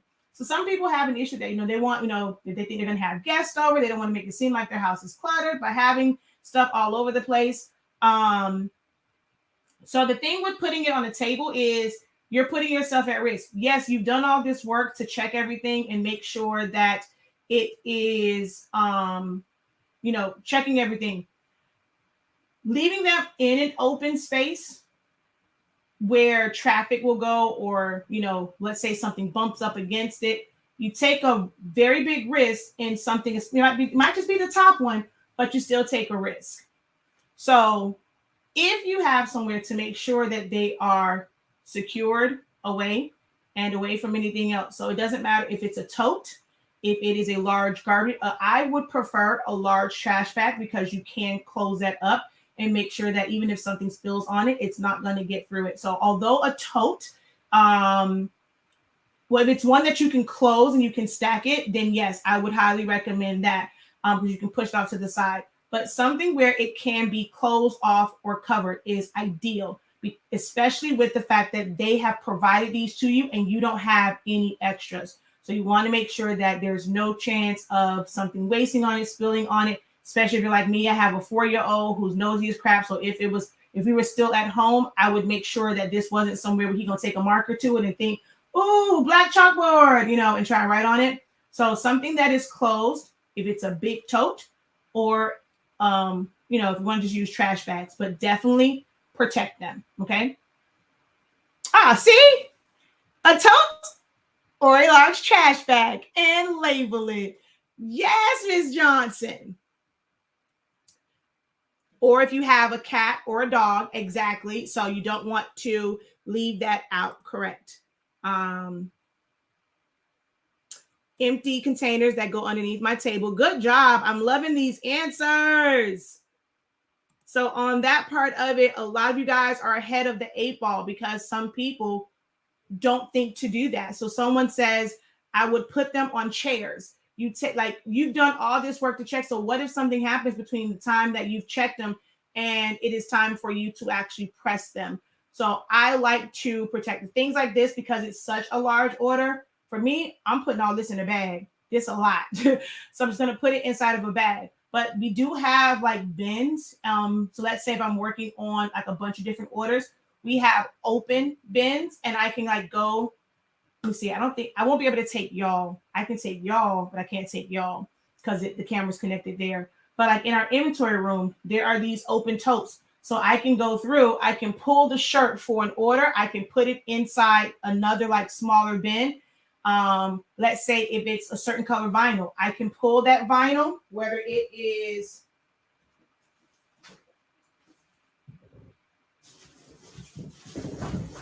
whether, let's say, like, I may have to cut it down. If I've actually cut it down, I can put that size if I know what's going to be, like, I'm going to prep, I'm going to cut it down. Or even if it's like me having to take this whole thing and put it in there, if I know what color I need for it, I'm just going to pull the vinyl and put it in that box. That way everything is there. I can then cut it down or whatever. So that's that. So you can do that.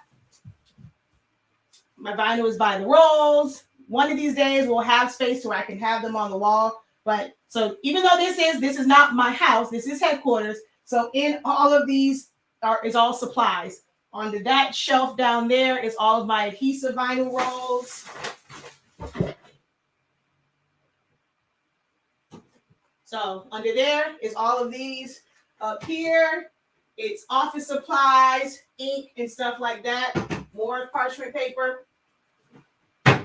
So this was a cost, like this is something like, you know, when you're talking about scaling and giving yourself space, you don't always have to go into a commercial space. If you don't know, when you go into a commercial space, even no matter how small it is, utilities, they end up charging more because it's a defined and it's a coded, like, you know, based off of the city code and stuff like that.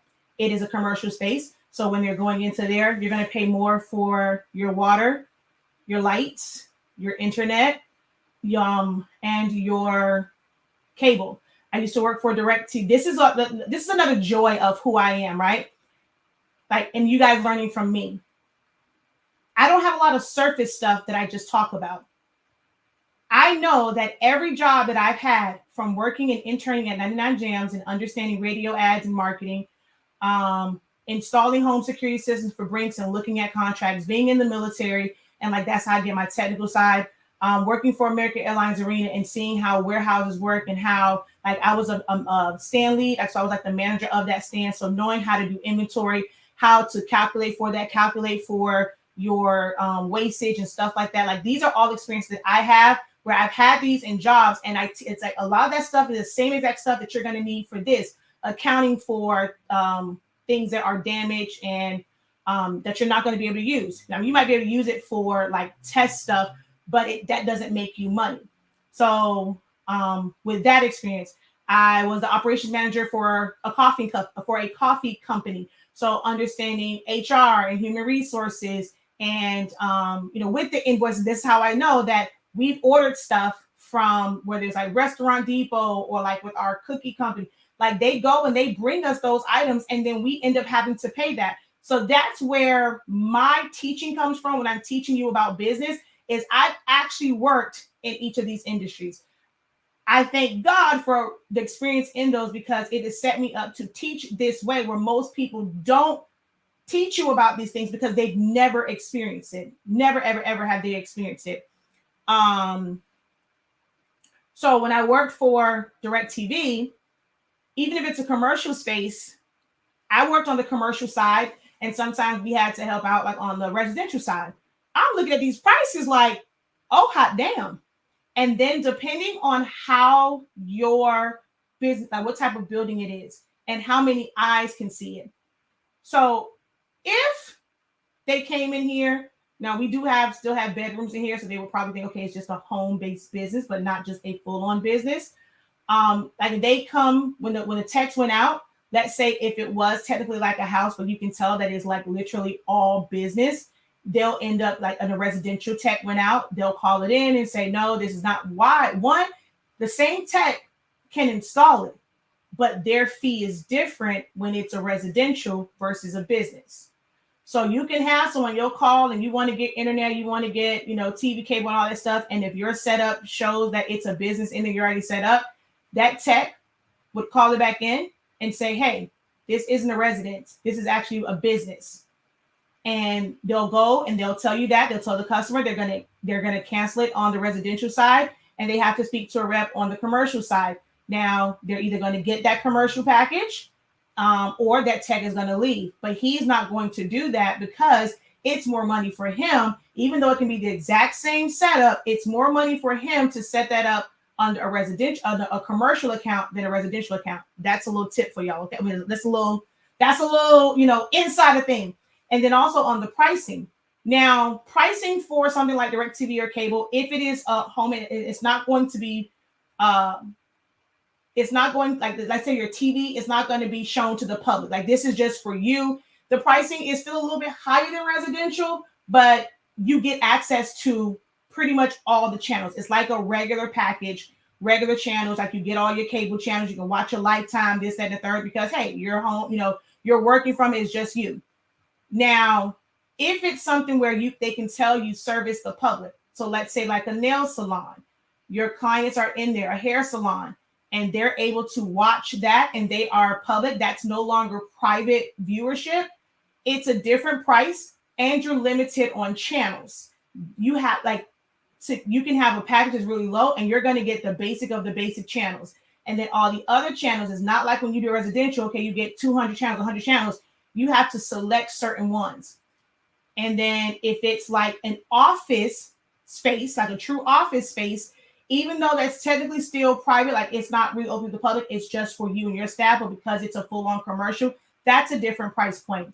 When you go to hotels and you only have certain channels, it's because of the server that's in there, and there is like almost like a box of stuff for each channel. There's a drop for each channel. So when you go into hotels and things, that's why they only have certain channels that you can watch on there, because they pay for each channel. When you go to a bar because that's public and they know the amount of money that's coming in there, the amount of money they charge for bars for the same exact ones they would charge somebody inside of a nail salon, it's ridiculous. And then it's based off of capacity. So if they go into your establishment, like let's say it's a small bar versus a big bar, your price is based off of your capacity. So having that experience of like knowing, like going in, I knew that I did not want to necessarily rush to a full-on commercial space because I know what comes with that. Most people don't know when you kind of rush to get those, and it's kind of a sticker shock to see how much more you're going to pay because you're in a commercial space. So for here, this is a family home, and so I haven't officially kind of said it. So if you guys don't know, some of you guys know the story, some of you don't. This is actually my mom's house, and we still were going to rent a house just so that it's not like in that kind of like commercial spacing and have to deal with all of those things. So we were going to rent a house, and my grandmother passed in June, and my sister left and moved to Atlanta. My mom was kind of an empty nester, didn't want to stay at home, so she said, "Hey, so that you guys can grow and expand, I can start," because I had my print shop start part, and all this was on pause. We were just selling our amazing summation ink and paper. I was just teaching classes, but this was my true passion, is to be able to do this, do my brand, which is HS Ink Designs. So I have my Black Pledge, which, man, after the thing with Brother Nichols, that, and then my blueprint, like I wanted to get back into printing those and pushing forward my brand. So in order for us to grow, she said, "Hey, I'll give you my whole entire house. I'll come live with y'all."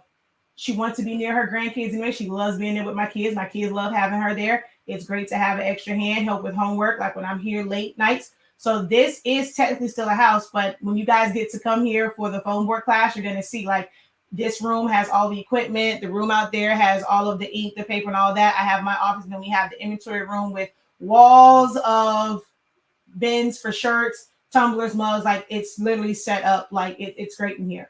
And then eventually that room would end up being the classroom.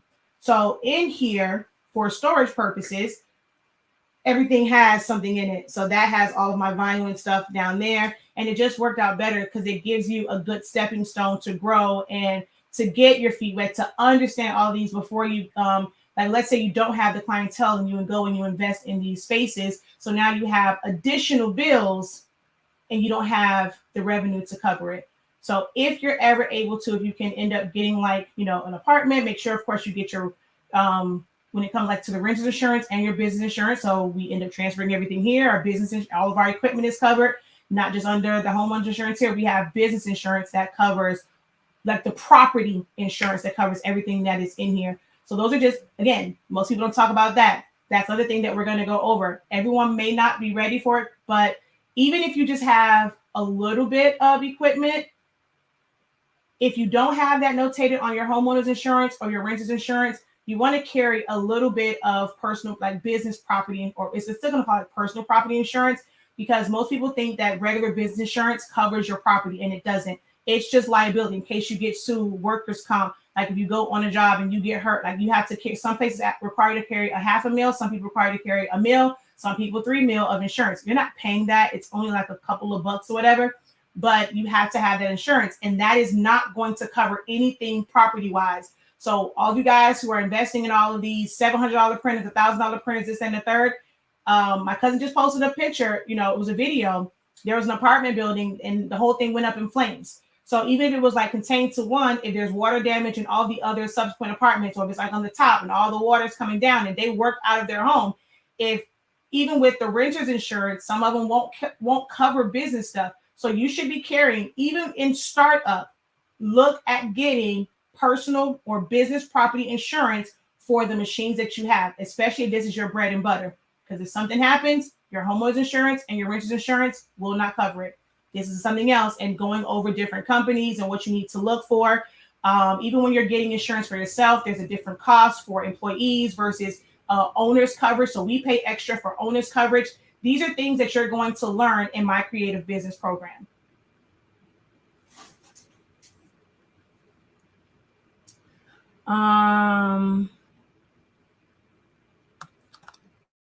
I have baskets, and all orders and order forms go in bulk orders. I have the bigger baskets.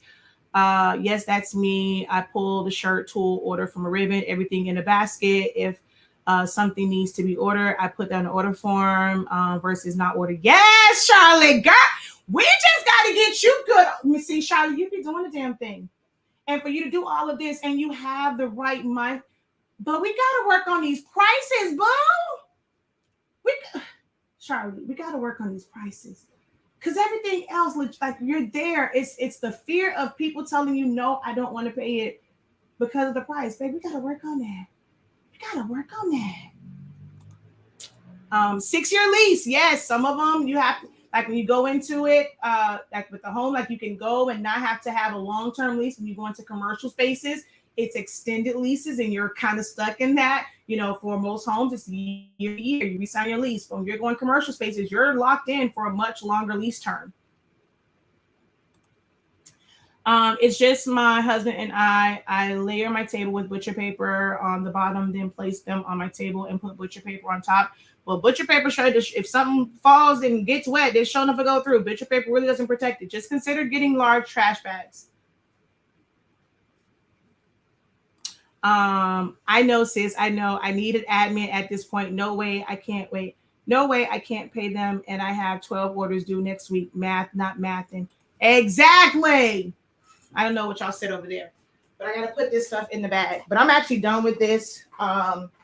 There's nothing more for me to do on this order, so I just got to get the bag. I put them on chairs. I read that. I put them on my tables. I'm ready, or in a tote. Okay, Sonos, I know they're probably not in here. Someone asked about startup printers and stuff like that. If you're still in here, just let me know. Say, hey, I'm still here. I know it took me a long time to get to yours, but I was going through all of this. So if you're still in here, the one who asked about printers, let me know. If not, I'm not going to go over that. And I'm probably going to go get me something to eat because I've been on for a while. Let's see. I've been on for 3 hours and 30 minutes.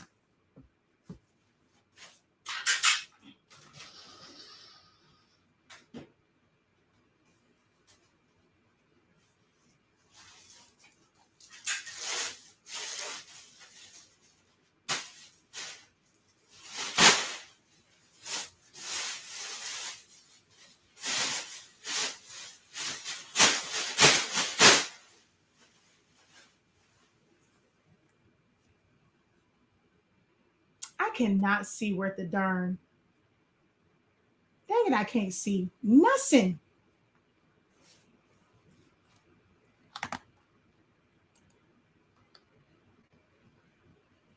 I can't see a darn thing over there.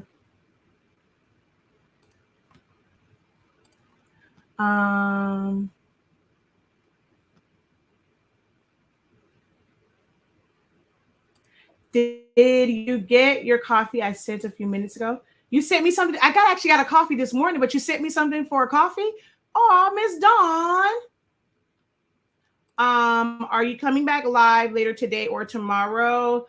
I don't know because it probably slowed me down. I'm actually like now that this is done, I took all the time for this. I actually have some designs. I have. What time is it? Because I can't go. It's 4:00. Okay, it's today's my husband's birthday. I got him taking me. Go get something to eat.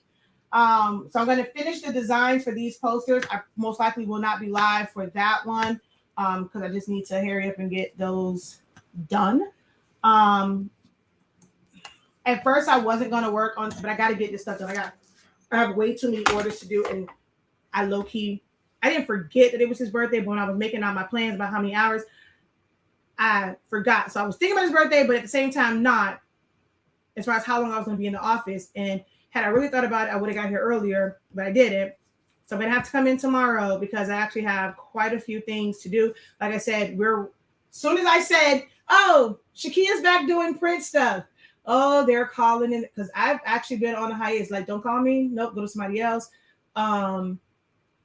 But once we came here and I'm like, okay, I'm back open to doing stuff. So I have, for one high school, I have 4 senior basketball posters to design and print. Their senior night is on the 30th. So I have to finish a design. I'm going to end up, I normally don't really kind of send them late. That's why I want to finish that one so I can do it like at a reasonable time on Saturday because they may not look at it on a Sunday, but they need to approve it. They have until first thing Monday morning to approve it because I have to print it on the roll and then I have to mount it. And it's 4 of those. I have one for another, just a single one for a kid. And their senior night is on the 2nd. So I want to maximize the print time on my roll-in. So I'm going to print all 4 of those plus that one.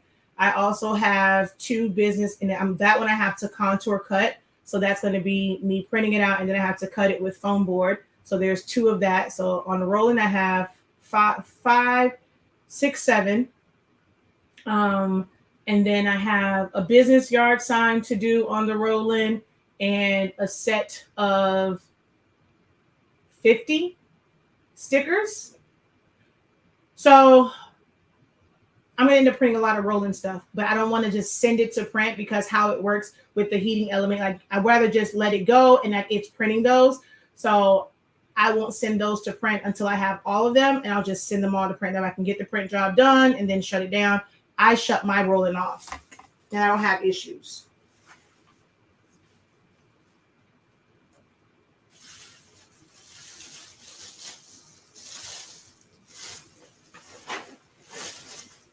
Oh, and I have an order of chip bags to design. Oh, shoot. Almost forgot about that one.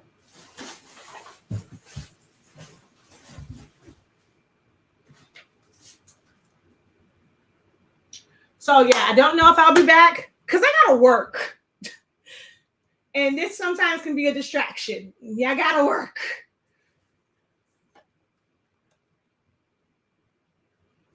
Aw, I didn't even see it. Thank you, Miss Dawn.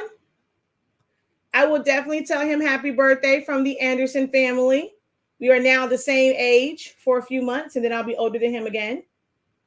Yes, more workspace became more work for me because I was a little bit more confident in starting the print, open up the print shop side.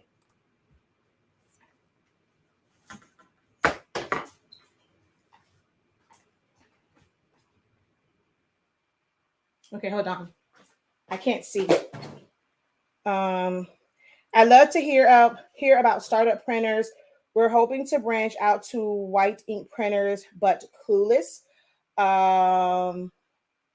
Okay, so as far as like for if you go to our website, is it on my wait? I don't remember what's on the back of this. What's on the back of this? Oh no, it doesn't have the website.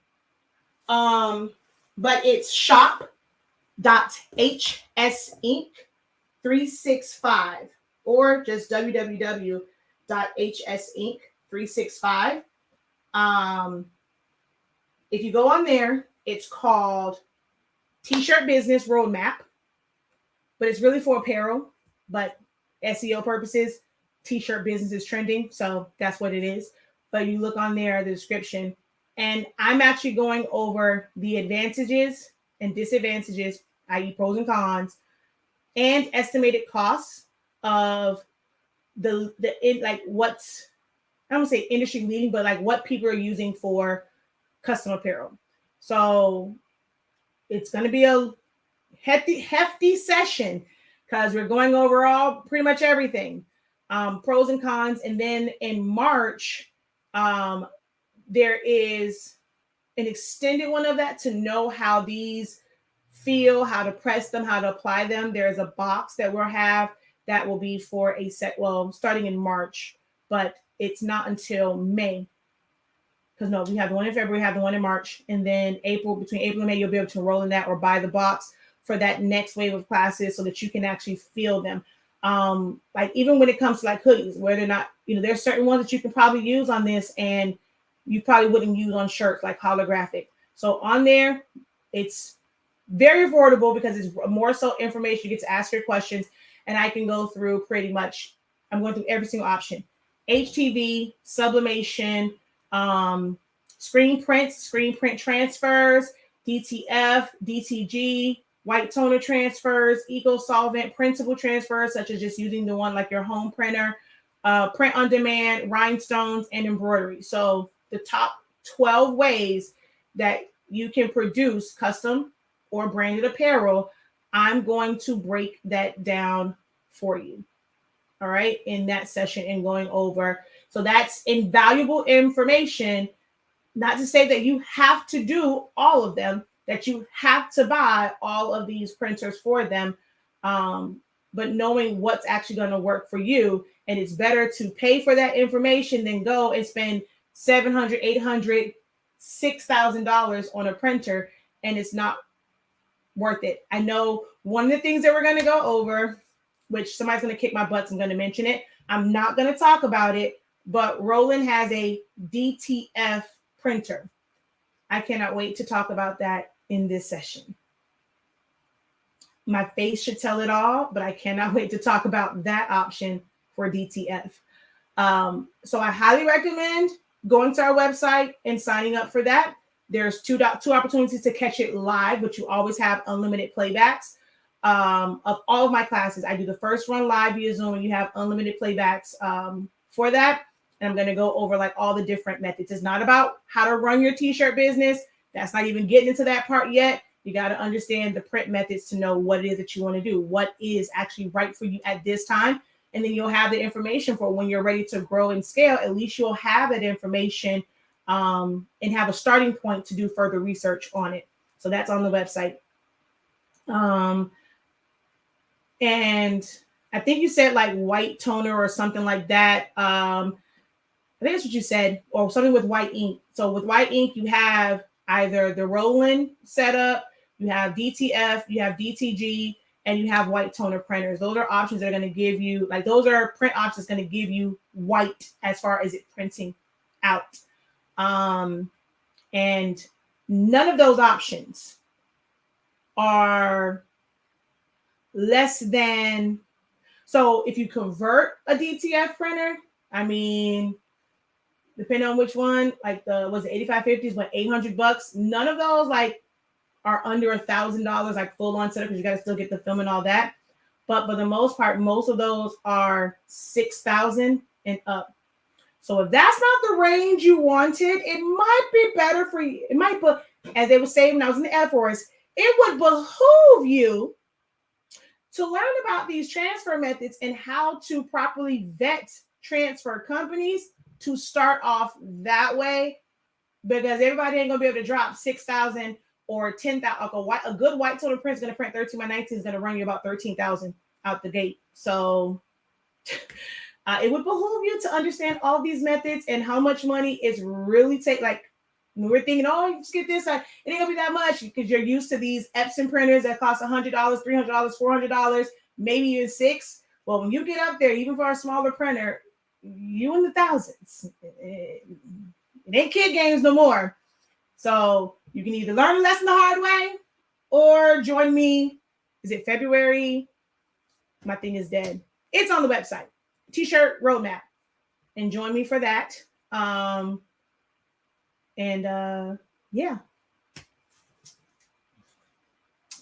Can you layer glitter vinyl? You sure can. I do it all the time, especially for cheer stuff. Lord Jesus, I cannot see shit over there.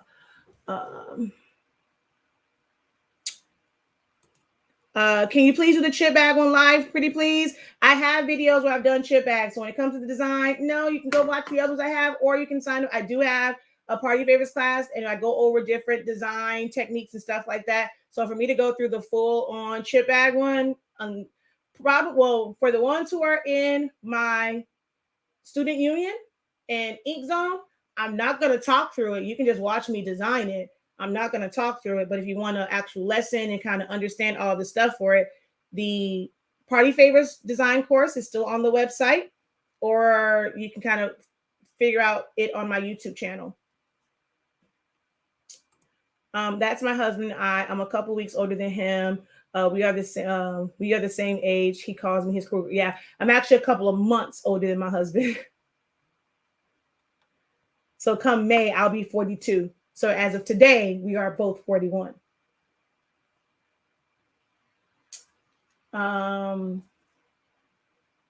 That's what I'm expecting. Hi, Shakia. I read that one. I'm trying to see the other question. I can't see it. Hold on.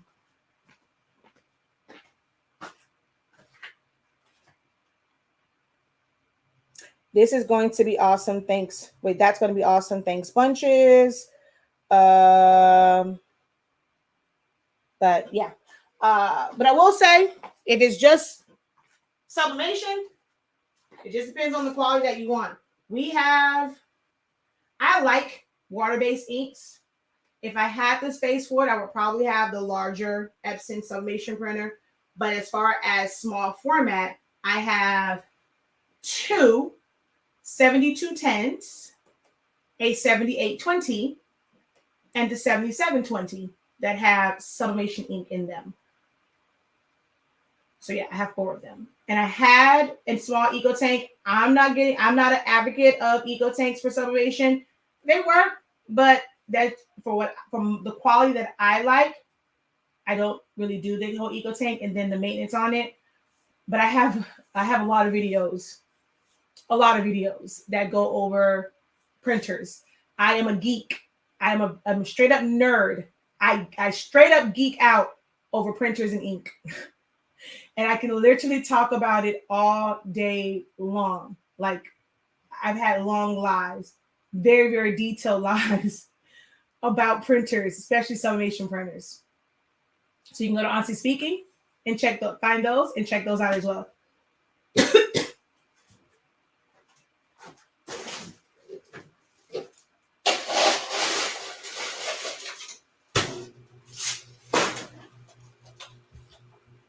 All right, so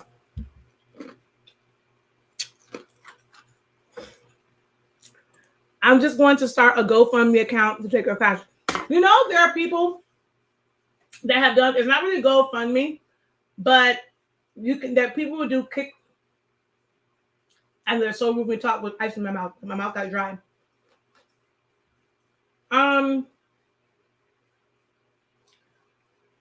It's not, I mean, some people will probably talk about it, but you'll never know, like, especially if you write your brand story and like what is it you're trying to do. You know, people have babies, they have showers for babies. I always say, why don't people throw like their family members business showers or be able to help them with startup? I can honestly say, like, for me, I'm like, Lord, I don't know what I did to be blessed. Even through all of our ups and downs, fussing, and we'll fuss each other and be cool. Like, when I tell you, like, my family, the support that is like there, to where like if anybody like really, really needed something, like they're gonna pull together so they can get, you know, to get something. If they had a business and let's say like somebody's printer went down, to be able to like to help each other. Okay, we understand that, like, here's the money to get a new printer, or, you know, contribute towards it because we don't want your business to stop. Like, I can say from my family, especially on my mom's side, it's kind of like because my brother, even with my dad's side, you know, there's been some times where like they've helped each other and stuff. I can't say I've ever had to, you know, go on that side because my mom's side take care of us. But I have there's a lot of people in our family that are entrepreneurs, like Bella Dulce Delights. That's my cousin, blood cousin. So if you know who that is on Instagram, you see her work. Like, you can see, like, I come from a family of excellence. Okay. I mean, and her sister, Mimi, with like her business. And you have Siobhan. What's it she talking? Yeah, Siobhan. And so we have a family, Katrina. We have a family of Keisha and her husband in Jacksonville. So we have a lot of entrepreneurs and who do a lot of this hands-on stuff. So we understand like support. So our family, we've never really had like a full-on business shower, but there are companies and there are people that have they had Kickstarter, and that's what Kickstarter was for. You know, when people want to start like business ventures, and you may or may not get like, you know, reach your goal. But when you're putting it out there, you're sharing, you never know if somebody's going to want to donate, even if it's like $5 to $10. Hey, you're $5 or $10 closer to your goal. You know, you're saying it as if it was a joke, but put it out there. Like, really write out what it is that you're wanting to do, what it's going to cost, like what, you know, what will be your ultimate goal or mission in it, and put it on the go. You never know, because there's some people that search the GoFundMe and they will, you know, invest, and you put it out there. Scared money don't make money. So if people can put it out there for a funeral or whatever, or, you know, people go and they ask about a baby shower, even if it's only a few people that show up, if they give you a bunch of Amazon cards, at least you can go and get certain supplies that can get you some poly mailers. But y'all are quick to go to a baby shower and stuff like that and get people for a baby and have that stuff they don't even wear. Like, they get so much stuff that they outgrow it before they can even use it. The amount of diapers and stuff, and they end up giving those diapers to somebody else because, oh, I had all these newborn. My baby didn't even, you know, they were so big, couldn't wear a newborn, was straight to a one. And so there's a lot of waste in that, where those particular parents don't use it, especially when it comes to clothes. And we're contributing to that, but we're too afraid to send out an invitation and say, hell, this is my baby. I supported you with your child. This business is my baby. Why is it that you guys are afraid to even do that? Do you feel like, oh, because it's your business, you wanted to start it, no one else should pay into it? Like, that's you. You want to start a business, you have to fund it. Well, you ain't tell your cousin, brother, sister, cousin, auntie, sister, whoever, best friend, god, sister, whatever, to have a baby, but we still support and we give towards that. Pick a date, create an invitation, put a registry out, make a registry on Amazon for poly mailers, for a tag gun.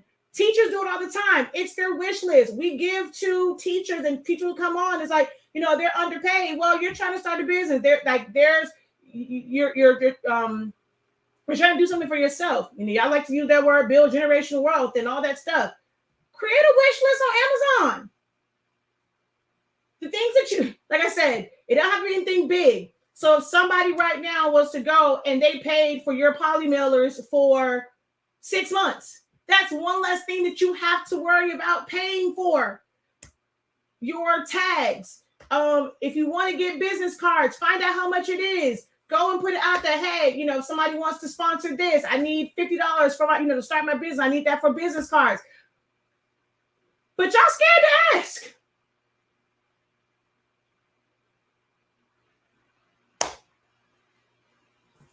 Closed mouths don't get fed.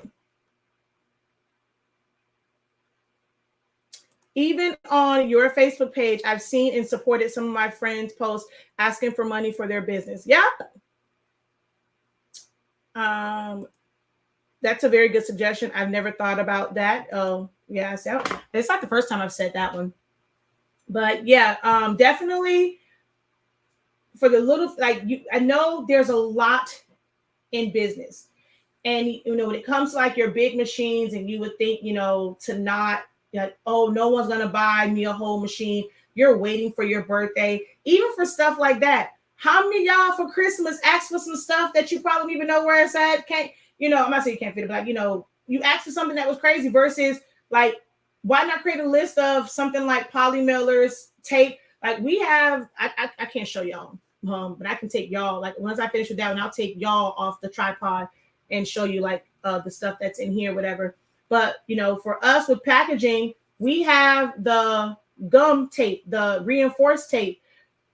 I mean, if I end up needing to, like, if it was just like starting off and you need tape, like put that on the list. Who want create, better yet, even if you don't take my creative business. Now that one, I'm gonna help you organize when you take the creative business. We got 3 months to get some things going. Here's something for you. Write it down. Or let me ask this question before you then write them down. So we did 3, 6. Let's do 5. A number 5. And see, actually, because I want to see the fact that y'all, if you do not put a number 5. If you do not have a list of supplies that you need to operate, do you have an inventory list, not just for like blanks for like tumblers and stuff, but do you know what you need as far as boxes, poly mailers, stickers? Do you have it written down? Or at least typed up in an Excel spreadsheet? Put a number 5 if you do not have that.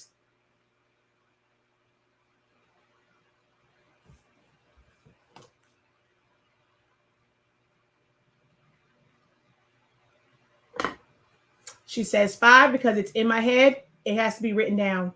5. Another 5. Another 5. Another 5. Not even for pricing. Another 5. Another 5. So how do you know what you're profiting, what your budget is, if you don't even know what you need? We have a list and kind of keep what's called, again, here is where my experience in a full-on warehouse, as far as working for Levy Restaurants and American Airlines Arena, it's a thing called a par level. Once it gets to a certain level where you should be ordering it, you got to have the money to be able to order because you ain't quite sold it. You ain't made that money off of it yet. You got to know what you have. So we have a list of the different size boxes that we use. A good, not good, better, best, but like a first choice, second choice. Because let's say where we normally order ours from, they're sold out. Am I going to not go without my supplies, or am I going to go and spend days trying to look for it? So on your downtime, you should be making a list of vendors. So writing exactly what the size is and like your first choice, your second choice for where you're going to get it from. So we have a list of every single box that we use. When it comes to the fact that we need polymers, the fact that we need tape, man, it's like the labels for the Rolo. It's more stuff than that. But just the office type stuff, like how many, for squeegees. I know how many times I lose squeegees. Jesus, I just actually bought some more. So squeegees, like you don't even have a list of the stuff that you need for your business. How are you running a business? So it's too many of y'all that have fives. But I see you guys and you say, oh, my business, you got a whole business name, but you don't have none of that stuff. Like, do you know about on average how many prints or how many before your mat is just, and like how often are you ordering mats? Are you still going and just trying to make it come back to life and you want to spray paint or spray it and all of these things matter when you're trying to be efficient in business.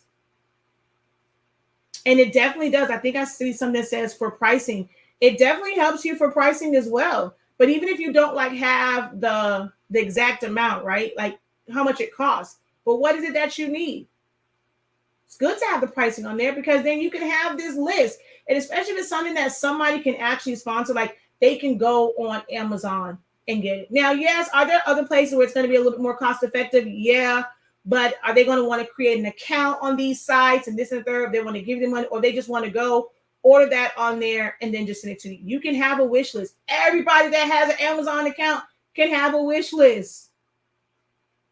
Put it on there. Here's my list. Who wants to sponsor something? Then offer your list. You can check it off for, hey, somebody took care of that for this month.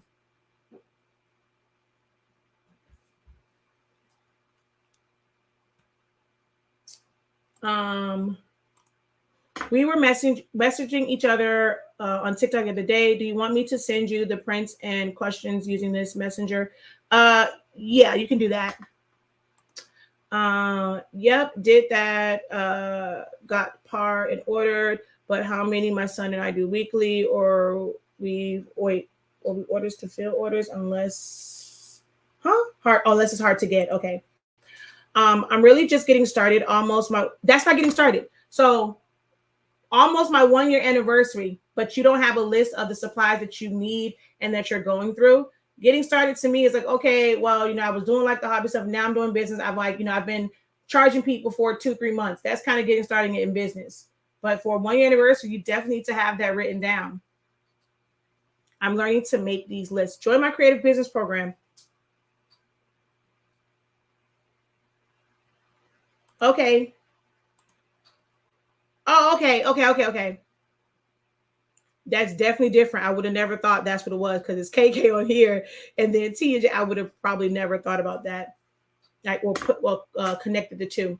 So yeah, let me go. I'm hungry. I got to do this design real quick. I need to have a bag for this. But yeah, think about that. There is Sezzle there. You can pay for it monthly. And it's still really inexpensive. The experience that I have and what I can assist you with and have you thinking about things that you've never thought about before, $500, 600 using Sezzle is nothing, because I saw programs where they charge way more than that. But I understand in startup, it's a little bit harder. When you see those big programs, it's like, okay, you gotta either take a loan out for those, or you have to have business, you're making money, and that's just to help you get to the next level. So it is technically very affordably priced for a startup, because your goal is to make more than that. If you're doing business and you're taking a class, and if it's a $500 investment, and if you feel like you won't be able to make that 500 back, then that's on you. And that speaks a lot to your mindset and your hustle and how hard you're going to grind for it. but there are going to be certain strategies and certain things to think about that you have not thought about. And that will probably make your life a whole lot easier, your business life a whole lot easier. You're struggling right now for no reason because you don't know. You don't have any strategies. No one has ever broken it down to you. No one has ever provided you insight on a more efficient way of doing it. I'm never going to say the right way because what's right for me and what's right for you is not going to be the same. So even if it's efficient is a word that's kind of tricky. It might be not as efficient for you, but it has some, there's some benefits. And for somebody else, it's going to be extremely efficient. So I never say something is right or wrong, but there is a level of efficiency in how you do things.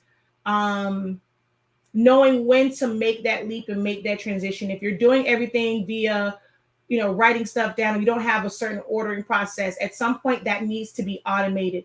And if you have the orders and stuff like that, and, being able to take a breather. The one thing I will say about these sessions is it allows you for each of those sessions, because you're going to keep going and going and going and going. And when you're not going, you're going to be on social media watching me for 3 hours. But this is also like kind of a good little business session. I've actually been almost 4 hours, actually for 3 minutes from 4 hours. But you never take time to do the admin stuff or really apply. I assume people say, oh, I've had my Shopify for long, whatever. It's still not set up. I don't have this. There's no way. Like, you just didn't make time for it, because it really isn't that hard for Shopify. Like, it really isn't. The hardest part is going to be your descriptions or how you take pictures. So then if you never learn from someone, whether you take an actual photography class and pay for that, you're not going to find a program that's going to give you like everything. I'm not going to be able to give you everything to create amazing and great photos by yourself. I'm going to be able to give you some great strategies and tips and things that I use for my pictures, or how to create great thumbnails. But you're sitting up here worried about your website. Oh, it's not looking good. It's not this, it's not that. You either don't want to pay for marketing or have someone create those banners and those little things for you. You're trying to do it yourself, but guess what? You don't know how to design. So although I'm offering a business class, that don't include design. If you're trying to do everything yourself, you're going to have to pay for everything yourself. So you're going to have to pay for the business class. You're going to have to pay for the design class, because that's really all it is. So like your Shopify is the design part around it, because once you choose those colors, your buttons and all that stuff is going to just match it. It's the pictures and the extra stuff, the thumbnails and things like that. So you can have your great descriptions. You can have the greatest SEOs, but now the issue, and you have everything in there. You got to put your products in, but you're looking at your website. You're like, man, this still looks crazy. My pictures don't match. This picture is this small. This picture is this big. The lighting on this sucks. This one looks like that. This one I got a mock-up. This one I got a regular picture. So what's making your website look horrible is the fact that there's no organization. There's no rhyme or reason to your pictures. You don't even know how to take proper pictures. Well, guess what? We have a session that's going to be on staging pictures, taking pictures, even if it's with your phone, understanding lighting, like from just a beginner standpoint. Now, you can always, this is coming from me giving you a small bit of the fact that I've paid for a photography class. So I have my DSLR camera, and I know how to shoot in manual mode. So I've paid for those things. So I'm going to give you a little bit of that and how you can do it with your phone, especially if you got a Samsung Galaxy, or Samsung phone. We got that whole pro mode and portrait mode. It's bomb.com. We're going to have a session about taking pictures and things like that. So what you're getting in that, and it's going to be kind of quick fire stuff in the first 3 months. But hey, if you stick around with me for the 6-month program or for a year, you're going to get more and more and more practice with it. There's no rule that says you have to have your business completely all the way together in 3 months. If that's your expectation and that's your goal, you're setting yourself up for you can be the exception to the rule, but for most people trying to get everything perfect and thinking that you need to be a well-oiled machine in 3 months. I've been doing this for 25 years. What got my start in this was when I was in high school and took my very first graphic designing class, and I've never looked back. And every job that I've had has put me in a position to where I can teach this and teach it to this level because I've experienced it all. I always say when I worked for the coffee company, I always had great bosses. To know what it takes to run a business into the ground. I thank God for the opportunity to work for someone who did not know business, because then I was able to kind of see the two. And so I teach based on that and the fact that I've had those experiences. So consider joining or signing up for the Creative Business Program. It's on the website. All right, so I am out of here. Until next time. Perfection is overrated. Ooh, somebody got a shirt that says that. It's a company called, well, I don't know if that's on their website, but there's a company that's called Imperfectly Qualified. I think that is a great thing to like buy and get that for yourself, because it could be a great motivator for you in your business. So I don't know if the perfection is overrated. I know I have one, but I might be special in my perfection is overrated shirt. But Imperfectly Qualified, when you go on there and you read what their company stands for, and to get that and have that IQ on there, you're not going to be perfect, but you will be qualified to be the best version of you that you possibly can. So check out Imperfectly Qualified and just go get you a motivational shirt. Let that be your motivation when you see that on there. It is trademarked and branded, so I think you just go and make your own Imperfectly Qualified. Go support that business. Everybody wants somebody to support yours, and go buy you a shirt or some sweatpants or two. I heard they got some tie-dye stuff over there. So Imperfectly Qualified, because perfection is definitely over. I might wear my shirt Monday. Yes, I have a shirt that says, I got an exclusive shirt that says perfection is overrated.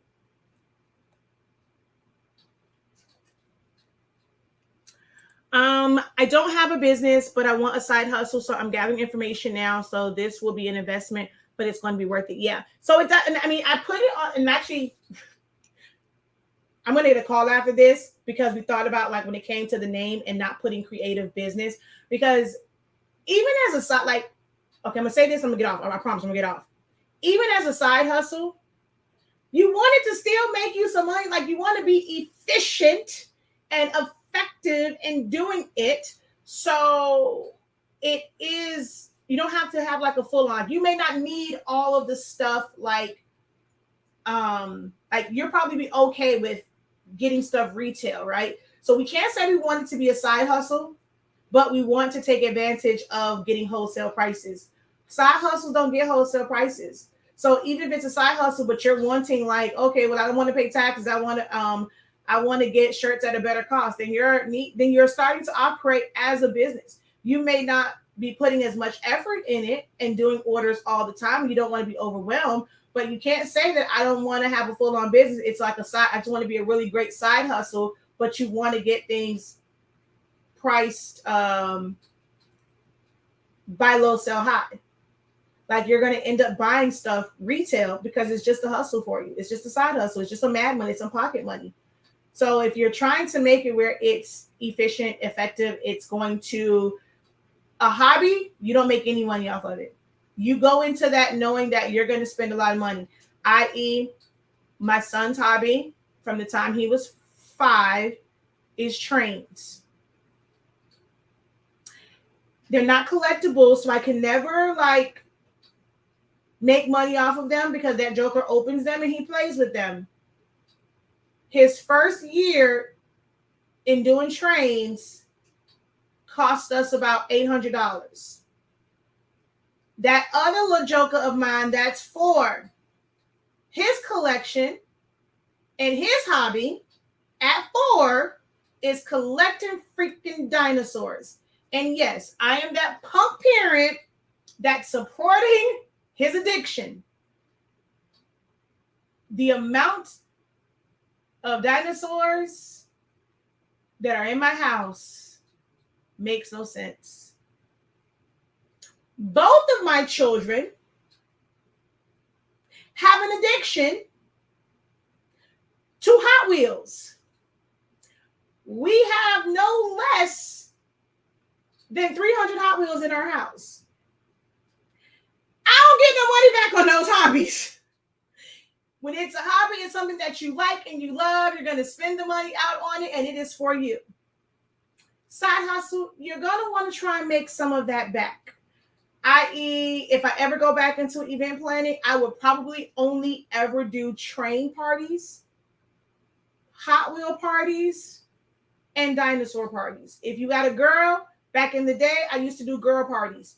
Don't ask me to do not an area girl party because I no longer have anything meant for girls. But if I got back into events, I promise you, don't come to me unless you are booking trains, planes, cars, and dinosaurs. Because I got decorations for days with real dinosaurs, big dinosaurs, little dinosaurs, mini dinosaurs, eraser dinosaurs, dinosaurs that you put together. It's too many damn dinosaurs in my house. I might need to do that. Just go back to event planning and make my money back off of all of this money we spent on trains, cars, and dinosaurs. Because I'm thinking about it, and I'm getting real mad at the amount of money that I have spent on trains, cars, and dinosaurs. And anything Marvel. I am now triggering myself at the amount of shit my kids got. Oh, also, if anybody ever wanted to have a McDonald's themed party, I got a whole bunch of what are these called? Happy Meal toys. And not because my kids get Happy Meals all the time. When it's a really good series that they want, you know what this mother does? She goes and she buys just the toys. I try and get the stores that have like the big marketing package, like they guaranteed to have all of them. One year, some of you guys may remember, I had y'all looking all over at every single Walmart and McDonald's when they had the Marvel Hot Wheels. Like that's so I can do Hot Wheels, Happy Meal theme parties, dinosaurs, and trains, and make me some money back on those investments. Man.